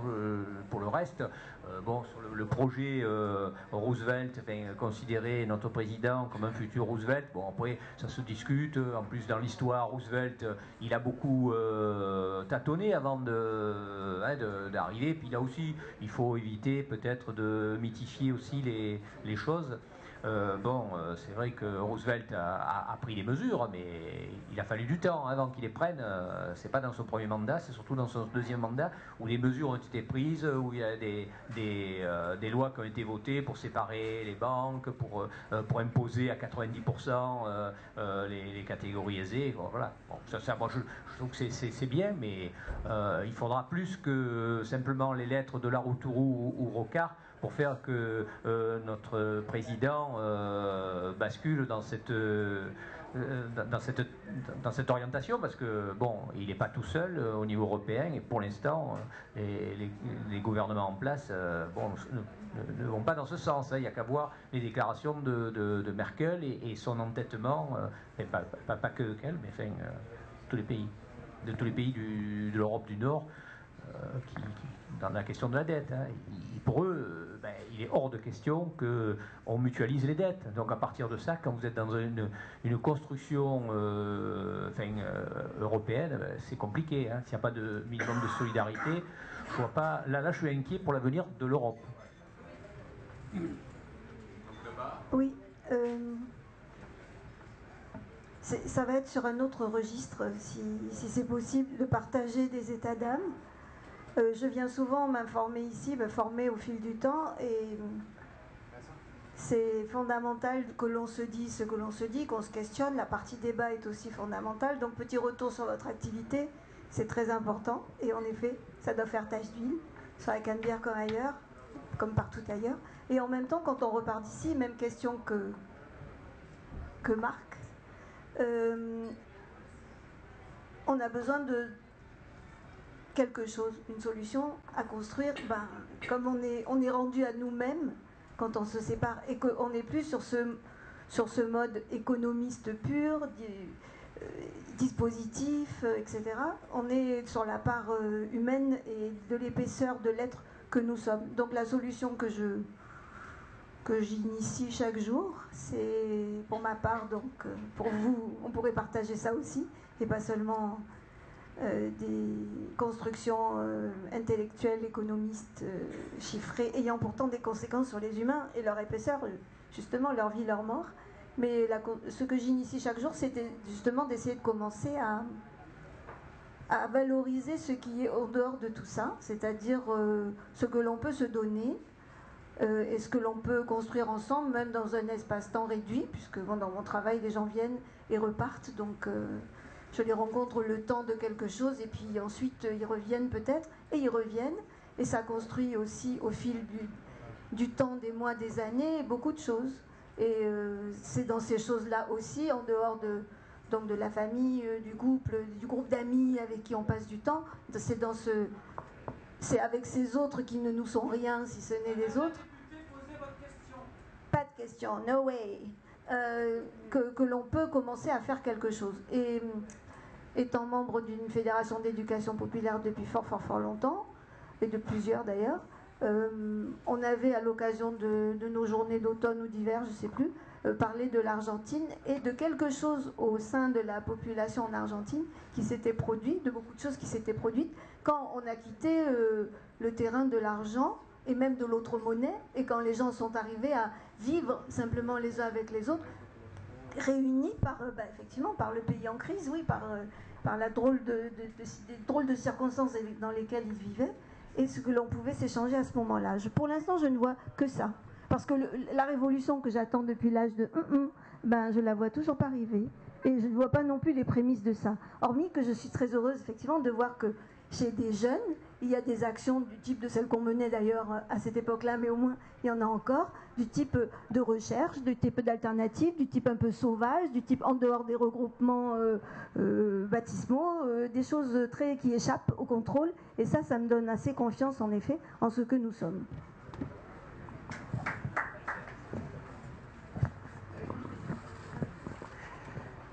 J'ai une question au niveau structurel. Pour revenir, pour savoir simplement ce qui existe et comment ça fonctionne. On a parlé de monétisation tout à l'heure. Vous avez fait une réponse. Est-ce que c'est similaire à la planche à billets? Ou bon, ça c'est un point. Après, je voudrais savoir la BCE. Est-ce que c'est une banque? Est-ce que ça a d'européens que de non? Est-ce que ce sont des intérêts privés qui sont derrière cette banque européenne, comme la Fed est une banque privée aux États-Unis depuis 1913, ce sont des intérêts privés. Donc si on ne s'attaque pas à la source du problème, on aura beau gesticuler à droite et à gauche, je veux dire que dans la mesure où ce sont des intérêts privés qui sont à la base, c'est une question, je voudrais vraiment avoir une réponse, comme on ne peut pas avoir le nom des créanciers de l'État, je veux savoir si c'est aussi quelque chose qui est tabou et qu'on ne peut pas savoir. Et puis aussi un point important, il y a monsieur Étienne Chouard qui depuis des années a publié beaucoup de choses, a fait beaucoup de choses, et moi quand je suis venu dans le cadre du CAC 13, on a poussé cette question-là. Je veux dire que c'était pas de... on m'a fait comprendre que c'était pas l'ordre du jour. Et je veux dire que je suis étonné qu'on ne s'appuie pas sur aussi tout le travail qu'il a fait, qui me semble important. Et je voudrais savoir aussi comment vous, en tant que CAC 13, pouvez articuler avec le travail qu'a déjà commencé Étienne Chouard.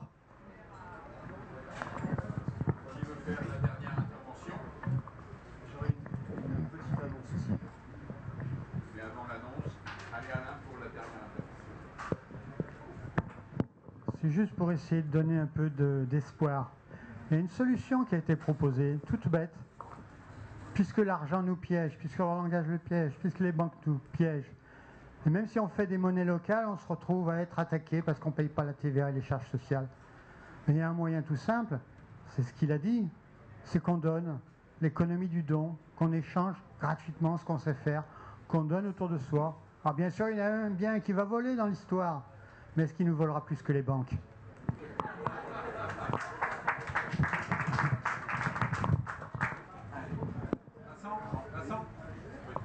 Bon, on a une petite réaction sur Internet, donc un petit rappel en fait. L'enregistrement a lieu, est diffusé en direct et donc des personnes peuvent réagir via comment on appelle ça déjà ? Alors via live stream. Bon, Guy Luc, que certains connaissent en direct de Lambesc, propose, j'ai cru comprendre que la BCE prête à l'Espagne pour qu'elle sauve ses banques. Si j'ai bien compris, c'est l'État qui s'endette pour renflouer des banques privées. Donc sa question, c'est pourquoi ne s'endette-t-elle pas elle-même ?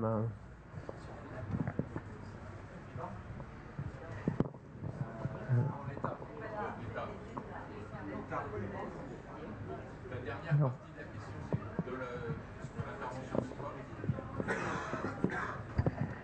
Alors il s'excuse un petit peu parce qu'il a pris l'intervention en cours, mais pourquoi ne s'endette-t-elle pas elle-même ? Donc c'est l'Espagne. Hein. C'est plutôt une question effectivement sur la création, sur l'interdiction en 73 ce qui a interdit en fait aux banques la création monétaire. Bon, alors par rapport à la question sur la monétisation de la dette, c'est la planche à billets, mais parce que la Banque centrale fait la monnaie. Donc alors après, évidemment, c'était combattu à l'époque parce qu'ils considéraient que les États faisaient appel trop souvent et au-delà de nécessité, et donc ça générait de l'inflation. C'est un peu les critiques qui étaient faites pour ce système. Mais bon, voilà, donc ça c'est le même principe. La monétisation, c'est ça, c'est de faire que les banques centrales prêtent et pas les marchés. Parce que les marchés, eux, ils disciplinent les États, puisqu'ils prêtent qu'en fonction de l'état réel de la situation. Donc, un État qui n'aurait pas satisfait au principe des libéraux, il sera sanctionné. Il ira sur les marchés, au lieu d'avoir à 1%, il empruntera à 5 ou 6%. Voilà. Alors après, ce que c'est la BCE, c'est un système européen, mais c'est public, enfin c'est des États, c'est un système de banque centrale. La BCE, c'est le système européen des banques centrales, de l'ensemble des banques. La BCE, c'est l'ensemble des banques centrales européennes, de tous les pays de l'euro, y compris ceux qui n'ont pas de l'euro, de l'Union européenne, y compris ceux qui n'ont pas adopté l'euro. Hein. Ils sont dans la BCE, hein, la banque Angleterre, tous les autres pays. Tous les pays qui n'ont pas l'euro sont dans la BCE. Voilà pour la question. Bon, ensuite, alors non, il n'y a pas d'intérêt privé, puisque c'est une union des États. C'est public. Hein, c'est un organisme, oui, bien sûr, oui, bien sûr. Non, parce que dans la Fed, on a des banques, toute une série de banques, mais là, après, je ne connais pas assez bien dans le détail pour faire plus de comparaisons. Voilà. Alors, pour l'Espagne, bon, là, dans cette affaire, si c'est le FSCE, c'est le Fonds de solidarité, le Fonds européen, là, qui prête à l'Espagne, voilà, il ne peut pas prêter directement aux banques, je crois, parce que je ne sais pas s'il n'a pas le statut, de banque. Alors que si c'est le MCE, le mécanisme, enfin le mécanisme européen, il peut le faire. Alors je ne connais pas bien dans le détail, mais enfin bon, le problème c'est qu'en fait l'État espagnol est obligé en tout cas de garantir les prêts aux banques espagnoles. Et donc ça augmente de fait son exposition, et donc il a été déclassé, il a pris 2 ou 3 crans en dessous, et donc ce qui fait qu'il peut maintenant, on le voit bien, quand il va se financer sur les marchés, il va se financer à des taux exorbitants. Voilà, donc c'est le problème, en sachant que les banques espagnoles ont reçu des dizaines, voire des centaines de milliards d'euros. Donc, et cet argent, qu'est-ce qu'elles ont fait? Elles l'ont prêté au gouvernement espagnol parce que ça a des taux d'intérêt plutôt que de les prêter à des particuliers parce que de toute façon ils sont coincés parce que en Espagne c'est l'anémie complète à cause en plus les mesures qu'a pris le gouvernement Rajoy, même le gouvernement précédent, sont des mesures d'austérité. Dans ce pays c'est une hérésie de prendre c'est comme en Grèce, on a des pays qui sont victimes d'une espèce de collapsus économique, et bien au lieu de les aider, de relancer, et bien non, on les étrangle encore un peu plus, ça ne fonctionnera jamais. Donc on y arrivera au bout du bout, c'est-à-dire comme d'habitude, au bout d'un an, 2 ans, 3 ans, ils se rendront compte que leur solution elle est complètement absurde et qu'il faudra à un moment donné passer l'éponge, mais comme on attend, évidemment ça coûtera toujours de plus en plus cher et avec des conséquences sociales désastreuses. Hein. Oui, moi je vais parler d'Étienne Chouard si vous voulez. Étienne Chouard, moi je l'ai entendu parler de la dette et je l'ai entendu en fait dire des choses tout à fait, qui paraissaient tout à fait intéressantes et en plus il les dit bien, il les dit clairement et tout. Il me semble que, mais peut-être que je peux me tromper, je ne l'ai pas entendu parler trop des problèmes fiscaux, mais peut-être que c'est quelque chose qui m'a échappé. En revanche, ce que peut-être on n'a pas voulu discuter au CAC 13, c'est ses propositions concernant l'organisation de la démocratie, hein, c'est-à-dire que c'est pas directement notre, c'est-à-dire que son histoire du tirage au sort, c'est-à-dire que finalement, moi je l'ai entendu faire un exposé où il devait parler de la dette et il a dit finalement je vais vous parler d'autre chose parce que moi j'ai la solution pour une véritable démocratie qui ne serait pas une démocratie de la délégation par le vote, hein, par le suffrage universel, mais par le tirage au sort. Et si on fait ça, alors on résout tous les autres problèmes, y compris celui de la dette. Voilà. Et ça, non, je vous assure que c'est... Si, à 1000 bâbords, c'est comme ça qu'il a... Si.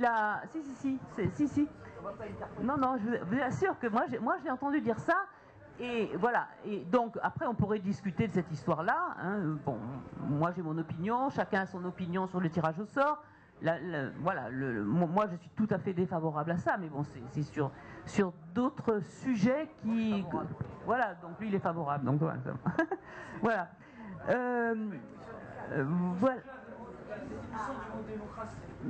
Voilà, enfin bon, mais on va pas parler de ça maintenant, mais on peut en discuter, j'en discuterai très volontiers avec n'importe qui. Quand même, je voudrais juste dire deux choses quand même, on l'a dit, je crois que Christian est passé rapidement, mais c'est quand même un truc énorme. C'est-à-dire qu'on est en train d'injecter, vous avez vu, des dizaines, des centaines, des milliers de milliards pour renflouer les banques, et on n'a rien fait sur les paradis fiscaux. C'est-à-dire qu'elles continuent à avoir des centaines de filiales dans les paradis fiscaux, c'est-à-dire des endroits qui sont des trous noirs dans lesquels il y a des dizaines de milliards qui disparaissent. C'est quand même incroyable que la première des choses devrait être de dire d'accord, on va vous renflouer, mais vous fermez toutes vos filiales dans les paradis fiscaux. Ça me paraît incroyable. Voilà. Et autre chose, alors je voudrais vous rappeler, sans doute certains d'entre vous, si vous écoutez là-bas si j'y suis, vous avez dû entendre cette dame. Cette dame, je crois que c'était à Carpentras, qui votait Front National. Et donc on lui demande pourquoi, et elle explique que les étrangers, il y en a marre, que les étrangers, ils ont tout ce qu'ils veulent, et nous les Français, on n'a rien, on ne peut pas avoir de logement, on ne peut pas avoir de ci, on ne peut pas avoir de là. Et donc le journaliste essaie de lui faire expliquer, mais comment vous le savez? Ben oui, c'est ma sœur ou le mari de ma sœur qui travaille, machin, et qui le sait, il est dans un service social, il voit bien qu'on donne tout aux étrangers et tout. Et ensuite le journaliste pose une question, mais concernant le pouvoir des banques, la dictature des banques, etc., est-ce que vous êtes au courant? Ah non, non, je ne suis pas au courant. Voilà. Et elle a dit, cette dame, je crois me souvenir, elle a dit, mais vous savez, on n'a pas peur de ce qu'on ne connaît pas.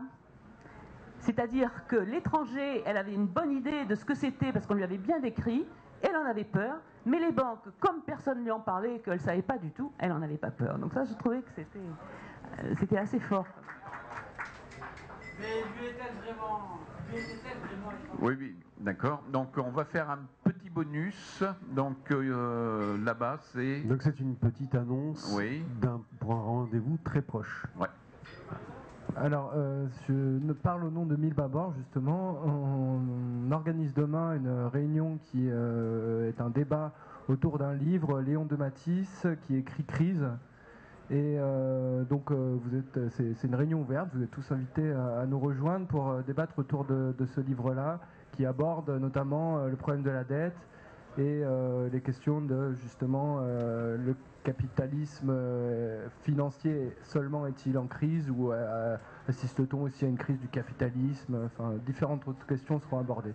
Voilà, à 18h30, donc 61 rue Consolat à Milbabor. Bien, merci. Alain souhaite répondre à la question Internet qui nous est arrivée et ensuite il y aura une petite conclusion par Christian. Tu veux intervenir encore, Christian? Non? Pourquoi les banques n'empruntent pas elles-mêmes quand elles sont en difficulté? Tout simplement parce qu'elles ne se font pas confiance en elles-mêmes. Celles qui gèrent l'économie n'ont même plus confiance dans l'économie qu'elles gèrent. C'est pour ça qu'elles s'adressent à l'État, parce qu'elles ne se prêtent plus elles-mêmes. Très bien. Eh bien, écoutez, ce repère est maintenant terminé. Merci beaucoup pour votre participation. Merci pour l'intervention. Le prochain sujet du repère, on abordera tout à fait autre chose et ce sera moins plombant pour les gens qui se sont plaints de l'ambiance ce soir. On parlera de vin. On parlera de vin, si tu le veux bien. Et donc sera invité un des meilleurs vignerons de la région, en la personne de Philippe Pouchin, qui, contre la volonté de son propriétaire, lui il est régisseur de Châteaubas, a réussi à ce qu'un des plus grands domaines viticoles des Bouches-du-Rhône passe en bio, et il nous expliquera que c'est une démarche tout à fait pragmatique. Donc rendez-vous, un rendez-vous joyeux pour le prochain repère. Bonne soirée à tous.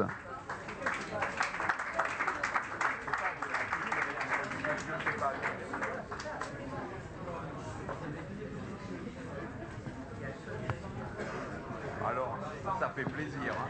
Je pensais que vous étiez fort. Alors moi, je ne sais plus. Hein, on m'a dit. Ah ouais. Ça va, on suit des activités subversives. Subversives. Ça y est. T'as pas écouté monsieur? Si, attends. J'ai pas écouté Google. Ouais. Parce que...